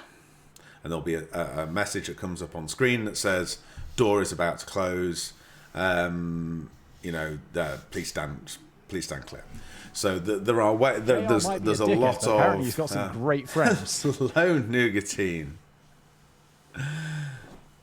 Thank you very much for 3 months in a row. That's you are an absolute star. Thank you very much. It's your ongoing support. So we have made sure that if the door does come down on a person, it's not a fatal blow. Those of you will have watched me put body parts into this and let the door hit them. I was uninjured. I didn't even get even just a slight bruise off them. I mean, when the door closes, it looked very violent and fast. And it is very fast, but the door doesn't weigh a huge amount because I have taken a lot of weight out the back of it. We could take more weight out the back of it or redo the door. So we could try and make it even lighter than it is. So if it's lighter, it's got less kinetic energy, so it's got less risk of hurting people. Yes. So, but the other thing, when it's falling, it's just falling under gravity. The gas ram isn't actually pressing on it, it's just allowing it to drop. So it's a rope, so if you put something in the way, the rope just gets slack. So that's fine. It's a perfect safety method from that point of view. And if you were taking it to an event like CitizenCon or a Bar Citizen or something, the only people that are going to be using it are us lot, right? However, Manchester office getting redone, Frankfurt office is getting redone. This may end up like yes, exactly. This may end up like the GSS unit did in one of these CIG offices. So if it ends up in an office, that's where you get the problem, because this isn't an over 18s only event anymore. This is an office. People bring their kids to the office. They want to show them the cool stuff. That's when you really start to get the risk of a kid putting their fingers in this. So we have to do everything we can to make sure people stay away from it when it's about to do something dangerous. And the other thing is, once we've got this all working and we've taken some cool videos and put it around the net and all the rest of it, we are then going to give it an upgrade and replace the gas ram with a stepper motor. Mainly because we want to play around with stepper motors, but also because we can then make it much, much safer. So what will happen is when it gets to the last inch or so, it slows down. So it sort of comes to a crawl. So even if there was a little kiddie's finger in it, it would just gently rest the door on them rather than onto and go, ah! I mean, they would probably jump out of the way because it comes down so fast. They probably would just stay there frozen with fright. Although they might do. It is bloody quick. Does the CIG LA door have a working RSI? It has a door that, as far as I know, it has a door that is just a normal sliding door with an RSI door frame on it. I don't know. I've never seen it. Maybe add one or two soft close cylinders. I don't know where you'd put them, to be honest.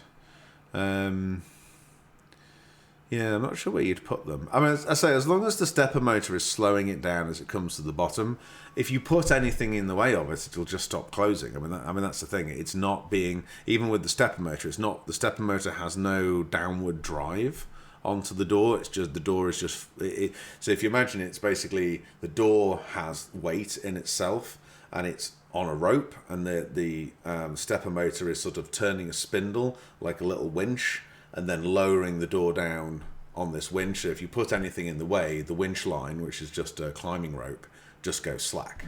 So it has no downward force pressing on it other than its own weight. So we can sort of control the sort of soft close and all this sort of stuff with, sort of just with the steppers. At the moment, the problem is that by the time the door gets to the closed position, the cylinder is all the way in. So the cylinder's doing nothing at this point, and the door is just free falling. Yeah.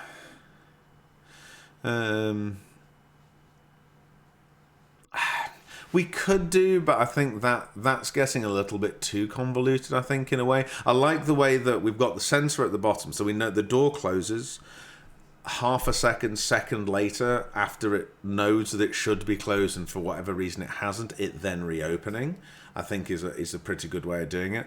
I'm going to be a little bit judgy, and I can't judge here, but I've got a feeling if we do a proximity thing and I was standing in front of it, my belly might just... a dickhead, but apparently he's got some great friends. Fire Master, thank you very much for the sub.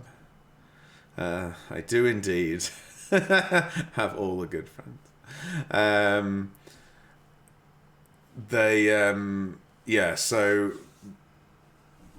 Subs get 10. But interestingly, if you sub now and re-enter, you won't get extra tickets. So although I'd love your subscription, it won't help you at this point, unfortunately. We discovered that. I think it was Nougatine that discovered that, just because the Streamlabs thing only allows you to have one ticket. So that's cool. So my belly would probably set off the proximity and never let me close door. So they might have to say, "Step away, fatty," and then we get into a whole other thing of issues. So I think as long as there isn't an appendage in this door, we'll be fine.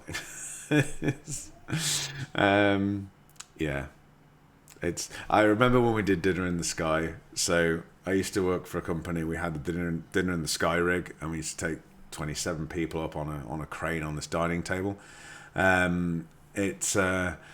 We had a sort of maximum safe weight on the like a maximum safe weight on the table for individuals, and it's very difficult to weigh people as you put them on something. So we went with the thing of, well, basically if the 5-point racing harness doesn't fit round you, you are too fat for this ride. And it was never a good day when you had to tell people they were too fat for the ride. And it was also quite embarrassing when someone especially when it was like a couple would get on that were fairly substantial. You would actually have to move other people around the table to counterbalance them, because you're taking this up on a crane and it's got to be weight balanced. So occasionally, if there was like a couple on one side, there's fair heft, me and Pete would have to get her on the other side to counterbalance the fatness. So we'd have to go up, otherwise the whole table would sit skew. Because even though the table weighed 7 ton, because the people were right on the outsides of it, it's amazing how, putting an extra, it's like, I'm over 100 kilos. So imagine 2 of me, that's nearly 1/4 ton you're hanging off the side of something. That's going to move it. That's going to skew the damn thing. But yeah, no, I mean the max weight of personages on it was what I think our max weight was 150 kilos per person rated, and we could get 27 people on it. So there was a lot of people weight on this thing too. But yeah, it's amazing how much you can skew the balance of it, even though it was because it has sort of 4 posts, but it all went up to one crane hook. So it would quite easily drift like that if you put all the weight down one side of it, which wasn't a problem other than stuff slid off the table, like people's phones and stuff, because the whole thing was sitting cockeyed. So yeah, it's funny. I love that rig as well. It's an amazing rig. But yeah, it was, interesting conversations, and trying to explain. We had one pregnant lady who just was like, "No, it'll be fine. It's like, you are not allowed on this goddamn table. Get off right now. We are not killing your baby." Because it's like, "Oh, but no, it'll be fine." It's just like, yeah, these 5-point racing harnesses, if they have to work, are going to really hurt. If you actually need safety systems to save you, it's like a seatbelt, they're gonna cause some damage. Thankfully, in all the years we did it, we didn't have a single problem from a safety point of view. We got hit by a few things, but we were obviously wearing hard hats and stuff. And people would drop coins and glasses and then mobile phones off this table from 130 feet. So we were the only ones at real risk at this event. So we shall do all of that with. Should do all of that with decals, so we don't need to worry about them yet. So, is there anything other upgrades we want to do to this unit to bring it kind of in line? I would trust the power machines to the diesel generator. So the biggest issue we had was, from a safety aspect, was if the crane caught fire. Because, obviously we had 27 people up on it. You have to consider the worst case scenario. And the worst case scenario was the crane caught fire. Because modern cranes are sort of £3-4 million a piece, and they're full of computers. They don't let you do anything manually. It's all done by computers for safety. But if the crane catches fire and the driver has to jump out of it, yes, it's got fire suppression systems on board the crane, but if there's no operator in the crane, there's no way of bringing the table down. And obviously, if the crane is on fire, the operator can't stay in it. So that was our biggest ever fear, was the crane burning. And I say, thankfully, the risk of that was exceedingly low because of all the fire suppression systems and safety systems on the cranes. But that was always our nightmare scenario. And I imagine people would be freaking out a little bit if they were looking down on the crane, holding them in the sky, and it was on fire. That would not be a good day for them. I say, thankfully, never was an issue. But yeah, that was our work. That was me and Ian's worst nightmare. A few sleepless nights having that actual physical nightmare of being on the table and it being on fire. Hey-ho, happy days. Right, yeah, so I think I'm happy with this. I think this is really good. Am I going to do this weird... the crane operator jumping out with a parachute? Well, the crane operator was in the crane at the bottom, so he didn't need a parachute. He just got out. He would just get out and leave. So these were sort of road cranes that we were using, sort of 220-ton road cranes. So yeah, he would just leave and just walk away. Yeah. Right. So where are we at? Let's. I don't have time to do the whole of this, but we'll just we'll grab this and I'll kind of start to show you how this is going to get milled. You can fuck off. Right, so no, I don't want you.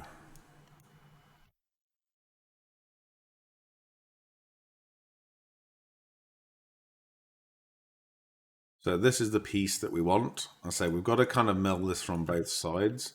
I did. I do want to make sure that this is a solid. It's got some reversed faces. We've fixed all that now, so that's cool. That's an awesome plugin.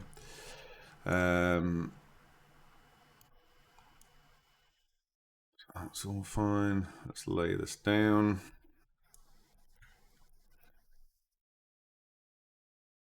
Just for my sanity, we'll do it that way. So the way we mill a 3D piece is different to a... So we have this thing called... We have 2D pieces, obviously two-dimensional pieces. We have three-dimensional pieces, and we have what's called 2.5D. So 2.5D is something you have in a milling term, which is when you make a three-dimensional shape using two-dimensional toolpaths. So you're just cutting lines and flat squares with shaped bits at different depths, and that creates a three-dimensional shape, but with two-dimensional toolpaths. So that's a 2.5D cut. This is a 3D cut. So we're just going to take this as a three-dimensional item and get the software to carve it. Like a sort of dot matrix printer going line by line and just sort of using the tool up and down. Now that's what we use when we're doing a very complicated shape that we can't mimic just by having tools. It obviously takes a huge amount longer to do, but it is a much cooler way to do it, and you'll be able to get a lot more detail and do some cooler shapes. I try to use it more and more at the moment, mainly because now we've got the new shop. We might be able to get some more CNCs in the future, and it's like CNC machines are fun because we have one in the garage at the moment. And when you're doing this sort of 3D milling, you have to watch. You can't walk away from these machines. You've got to keep an eye on them, otherwise they burst into flames and kill everyone. But you can keep an eye on 3 of them, or 1 of them. You know, an operator, you can sit and watch. If something goes horribly wrong, you can just shut them all down really fast. You know, so there's no reason why you can't have 3 of these machines running side by side. You only need 1 operator, so you can make yourself very efficient by having more machines. So that's kind of the long-term plan. So this is a bit interesting because we need to do both sides of this. So we need to do 2 3-dimensional cuts, which is fine.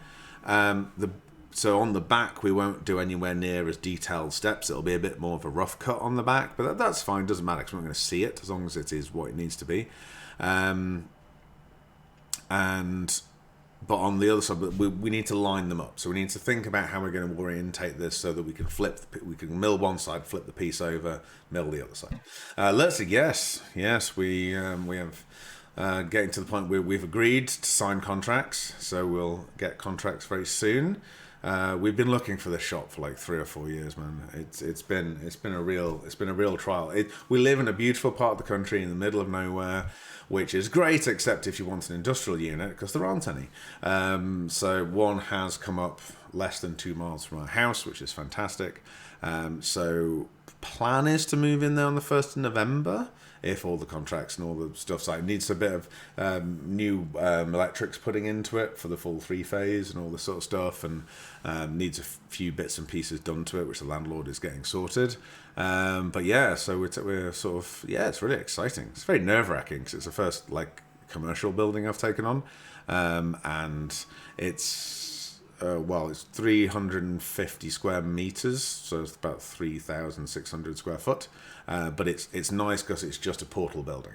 It's insulated. It's just a big empty space, and it's got minimum ceiling height of 4.5 meters, going up to 6.5 meters. So we can build some really big stuff in there, which is really nice. So I'm going to take everyone through all the layouts and everything when we've decided on all the layouts.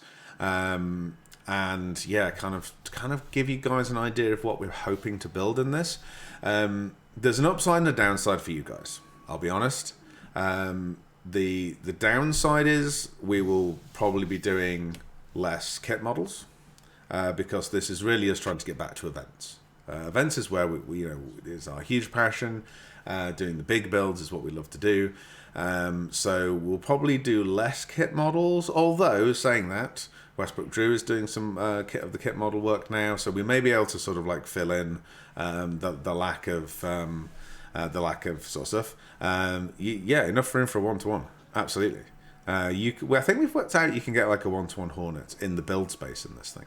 So it is that's outside of the paint booths and the other stuff. So yeah, we get some big stuff in. We can park like 4 trucks in this place. So this is going to be a huge step forward for us. For events, because events coming back. So EGX has announced that they're doing this year, so we're going to go down to that as punters. But we're thinking we might. So EGX is 9th, 10th of October, or no, 7th to 10th of October. I think it's 4 days. Thursday, Friday, Saturday, Sunday, maybe. So once we've confirmed what dates we're going down, we're going to put that out there. So obviously it's London, it's the Excel Centre. So we will be around. We'll be doing bus, like a little impromptu JRDF bus citizen. Be there for a few days. Be great to hang around with any of you guys if any of you guys are going to EGX. I can't tell you it's going to be brilliant because I think it's actually going to be shite. Because they've got like 6 weeks to get it together, and it's a massive event, and they haven't even got exhibitors registered yet. It's entirely mad.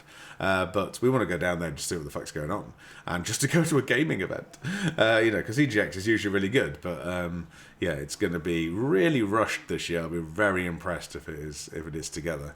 But apparently the biggest merch booth they've ever had, like merch stand. So yeah, it's going to be interesting. So yeah, we will let you know as soon as we can what days we're going down. And we'll organise a pub in London with a bit more notice this time. We did an impromptu bar citizen that never really happened because we like gave everyone a day's notice, and just because we were down there and we thought we were going to be busy, but the job finished sooner. We got everything done faster than we thought we were going to. So we're like, oh, we're free. We could go to the pub. Let's see if anyone's around. It was like, cool. You could have told me like a week ago. It's like we genuinely didn't know. So that was fine. If we'd said we were going to be down there, the job would have run long, and then we wouldn't have been able to see anybody. So rather than not let you guys down. But EGX will be for the fun of it, so that's all good. Right, okay, so we've got that. So this is the thing that we're going to be cutting. So what we need now is stock. So we need a piece of wood that we're going to cut this out of. So let's build a piece of stock. Now, you might say, well, what is it, 46 mil deep? Oh, that's a good point. Is this actually correct? Did we actually even check? I don't think we did. Because we worked out that this wants to be 48 mil, didn't we? Whereas it's actually only 46. So what does that mean? Because it was 42, yeah, so we can do 48 mil down. So we can actually adjust this now.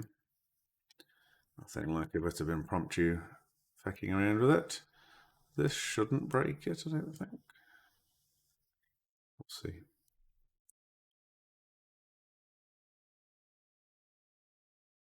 Oh, that broke it. No, that's fine.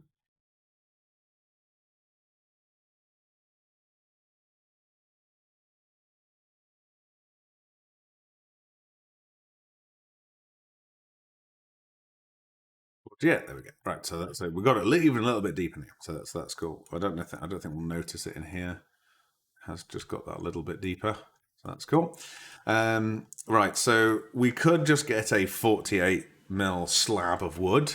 I don't have any 48 mil timber, so we're going to have to make some. So if we're going to make some, we probably don't need it to be a solid block of timber because we've got this massive chunk out the middle and we've also got this massive chunk out the side. So we can kind of make a piece of wood that is more accurate to what we want to end up with in the end anyway, so that we're milling away less timber than we need to. So we'll start off with an actual block of wood. We obviously need to make it larger than we are using. We'll make it the same size first.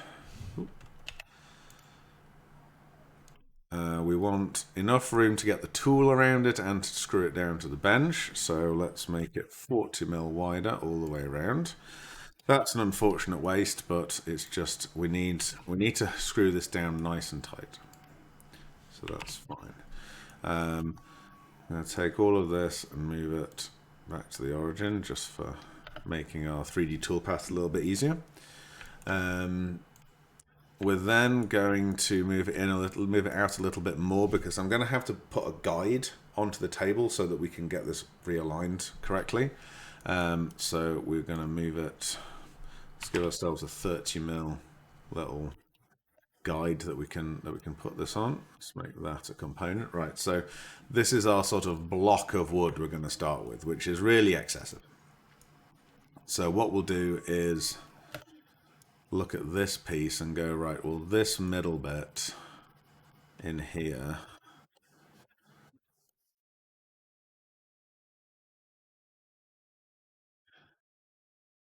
can go on here, and we can make this a little bit smaller, like that. And go back into this one. How deep did this go? Oh, green. 43, so let's call it 40. So if we take this down by 40, if we had this piece of stock, we would still be fine. We'd still be taking everything out. Now we want to make sure that we're always cutting something, because otherwise It is, we are relying on us lining the piece of wood that we're putting in perfectly, which doesn't really happen in real life. So, right, let me rephrase that. You could do, but you would spend an hour getting it all lined up. Whereas if you're putting it on a CNC machine and you give it a few mil of plate, it'll get it perfectly right, but it meant you didn't have to put the stock in absolutely perfectly. So you're letting there be a little bit of trim, effectively, a bit like a bleed in sort of like when you're doing print artwork. It's the physical bleed of putting stock in that's not a little bit bigger than you need it to be. So that's fine. However, 40 mil is not a useful number to us. 36 would be a useful number to us. Because we're going to make this up out of 12 mil timber, mainly because I've only got 12 mil timber at the moment. To be fair, even if I had 18, it wouldn't really save us any, because you're doing 2 18s and 12. Yeah, we might as well just use 12 mil. Four bits of 12 mil. So that's fine. So this will have to be, everything's going to have to be in multiples of 12. So that's fine. Let's give it to save. Oh, posted, cutty in photos. Oh, that's breaking everything there. Need that screen? Which screen do I want? Ah! Oh, other photos. I'm with you. Apologies.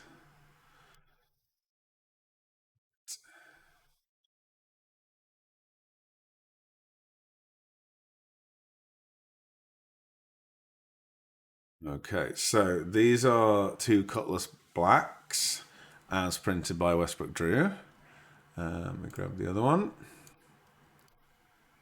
This might be a better top down.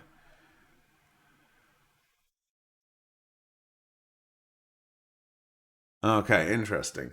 So I think the one on the right is the 100 micron and the one on the left is the 50. I need to go and get a Cutlass Black.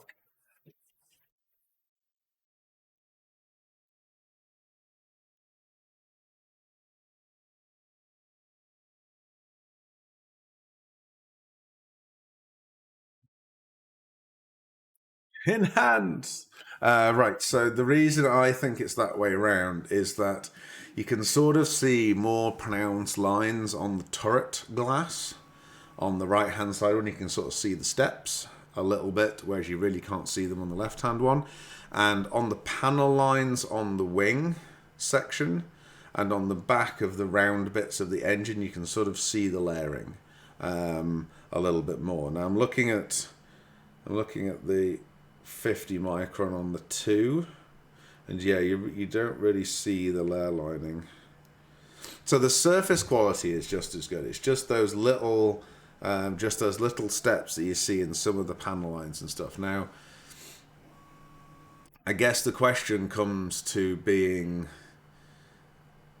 is the potential... So interestingly, we're not saying that we would change how we print the current models, because they're set in stone. But looking at these going forward for our new models, our new 1 to 500, is it worth going down that route to save money and therefore make them cheaper? Because you're printing them quicker. That's what we're trying to do here. So if you print something at 100 micron, it takes about half the time as printing it at 50 micron. So your print, your volume of resin doesn't change, but your print time changes massively. So that's, I guess, where there would be advantages. So Formlabs has this software that's sort of dynamic layer heighting, which is fucking useless. And it should fix this as a problem, because it would mean that when it's on a straight bit, it would use 100, and when it got to those bits, it would use 50. But you can't actually tell it to only go down to 50. It'll go all the way up from 150 to 25 micron. So it's like it actually takes longer to print them because it's doing loads of bits at 25 micron. I don't want to do it at 25 micron. You can't fucking see that. You can't see the difference between 25 and 50. So, yeah, when you look at the actual... This is the other thing. We are looking at these massively bigger than... let me put the actual thing that we're talking about on my camera. So this is the thing that we're talking about here, is this print, basically. Obviously, Drew's put it together, but yeah, so we Yeah, and that's the thing. We are looking at a zoomed in version of it. But yeah, interesting. So I guess what I will do, Drew, is send you one of these, i.e., one of our Form 2 prints, because you don't have a Form 2 printer to try it on. So I'll post you one of these so you can line all three up together, because that's the true test, I suppose, is lining all three up. So yeah, does that sound like a plan? Yeah, and I say, well, when we're doing the next raft of these smaller 1 to 500s. So again, Saber, Vanguard, Freelancer Miz, Cutlass Blue. Because as I said, we did the Cutlass Blue. This is going to affect the Cutlass Blue. Gladius, Buccaneer. I'm missing one. Mantis. So we could perhaps say we take the Mantis, for example, we'll actually do it on all three varieties. We actually do it on all four varieties. I could do it at 100 micron on the twos as well. Post those two to you, and then we can line them all up. And see what we're at, because I'm always interested to see the sort of comparison prints between. We have two different printers and different settings, and it's quite interesting to see sort of what comes out of each. So thank you very much for doing that. Good sir, fantastic R&D work. Right, so this wants to be. So this is 40, so we're going to have to bring this up to 36. So that's fine. So we'll sort of do 12 and 24, just so we can kind of see where the layer lines are sitting in this. So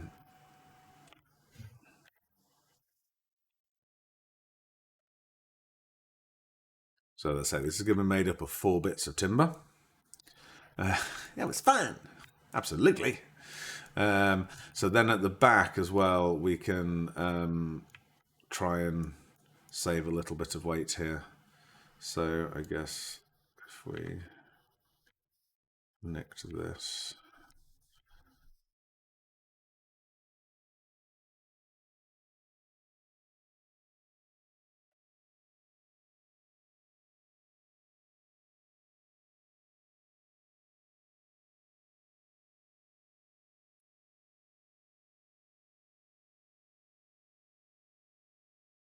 Just sort of eyeballing this, to be honest. It doesn't. We don't need to be super accurate as long as we've left ourselves something. So the really cool thing. So we won't do it tonight because I need to. I can't let this go for much longer. So we will actually take this stock. Oh no, let's do this better than this. For fuck's sake, 25. Right. That's terrible. We're actually going to take the model of the stock and put that into Fusion 360, because Fusion will understand. Right, let's backpedal here, people, because we've made a kludge of this. We've made a kludge of this.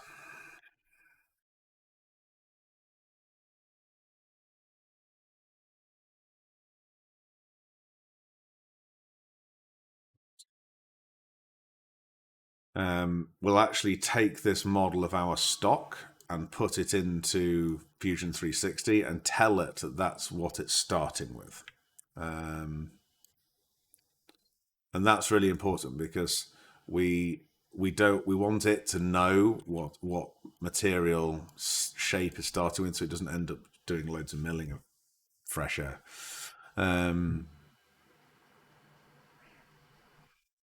Nah. Ham-fisted gluing, I won't hear of it.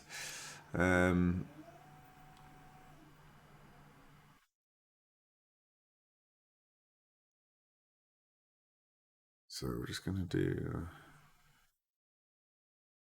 this. And then we'll have to cut all these sort of out individually. But that's fine. It's cool. It's the last one.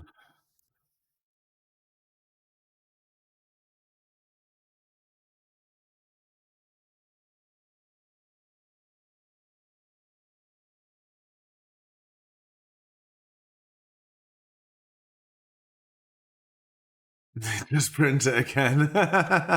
Yeah, in-house free parts replacement policy. Indeed.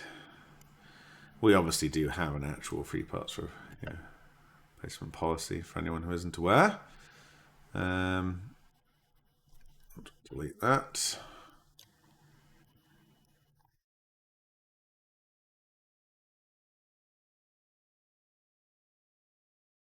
So, boom, boom, boom. 5mm. Now, lining all these up is going to be hilarious. To actually get this little stack of wood to be right, but we'll deal with that. It's fine. That'll just take a little bit of careful measuring when we glue this together.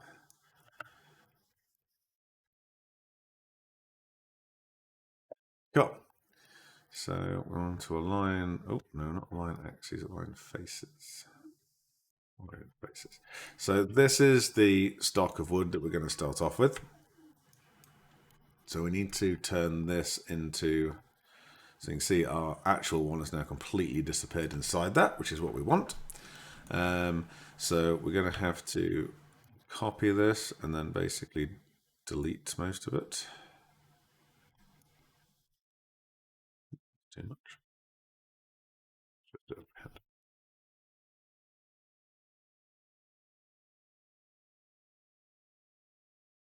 So we need to get each individual sheet out of this now.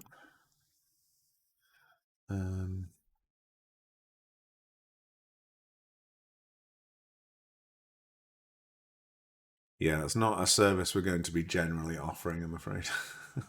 Get a free Formlabs printer with every order and then just print it out as if you're on the International Space Station. Be fine.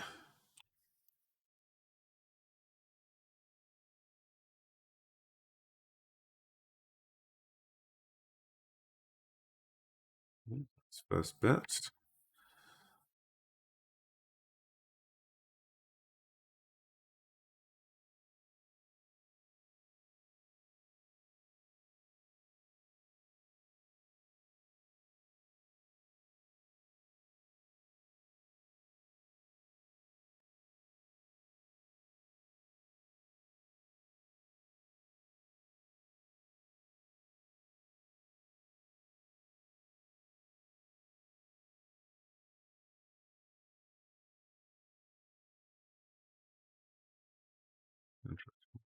All the way through.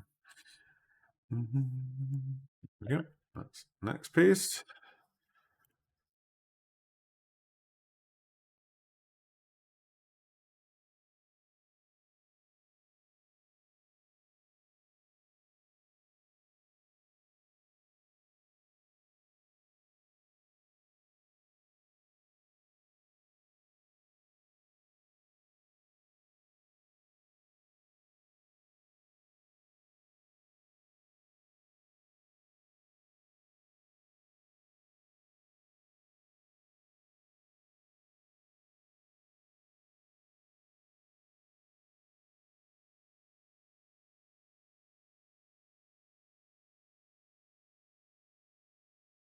And then last piece.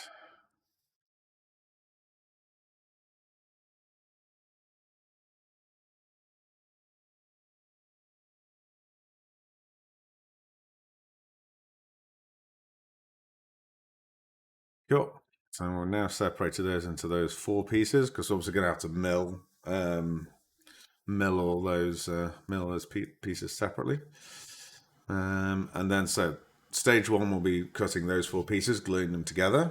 So I shall do that between now and Sunday. And I shall obviously do 2 of them. And then we can set that actually milling. And we'll get to test whether NVIDIA Voice can deal with a 7 kilowatt router. Happy days. We might just be standing outside and chatting. I'm a little uncertain whether NVIDIA Voice is going to do anything to touch the CNC. I'll be so impressed if you can hear me over it. So that's where we are. Thank you very much all for hanging out, asking questions. Any more questions, get them in quick, and I shall work out who we're going to raid. We'll raid Detox. That was an easy decision.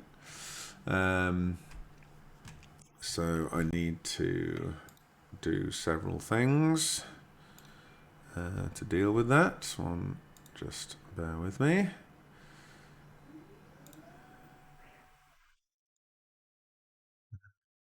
Get detox loaded up. There we go. So yeah, I say any last questions? Bye, Angie. Very nice to see you all, as always. I shall just find that. There we go. It's just running an advert, and yeah. So we will see you very, very soon. I say should be usual time, usual place on Sunday. I don't know whether I'll be joined by anybody.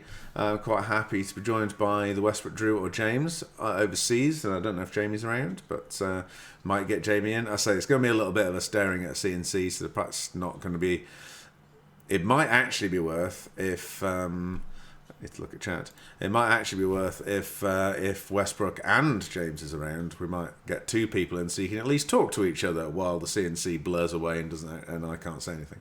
So we might we might go with that. But either way, thank you very much all for joining. Say hi to Detox for me, and I shall see you on Sunday. Tally bye.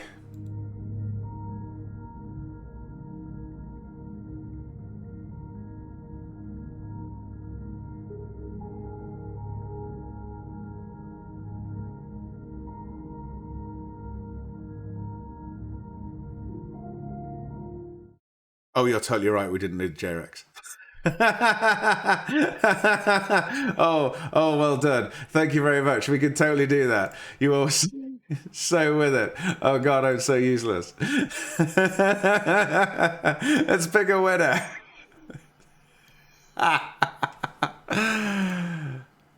Shadow Scout, you are the winner. Well, two in a row, I think. I think that's 2 in a row. I will get those JRX to you, sir. Yeah, let's try all that again. God, I'm so fucking useless. That is too funny. That is too funny. Right, I'll see you all later. Congrats. Bye-bye. Thank you.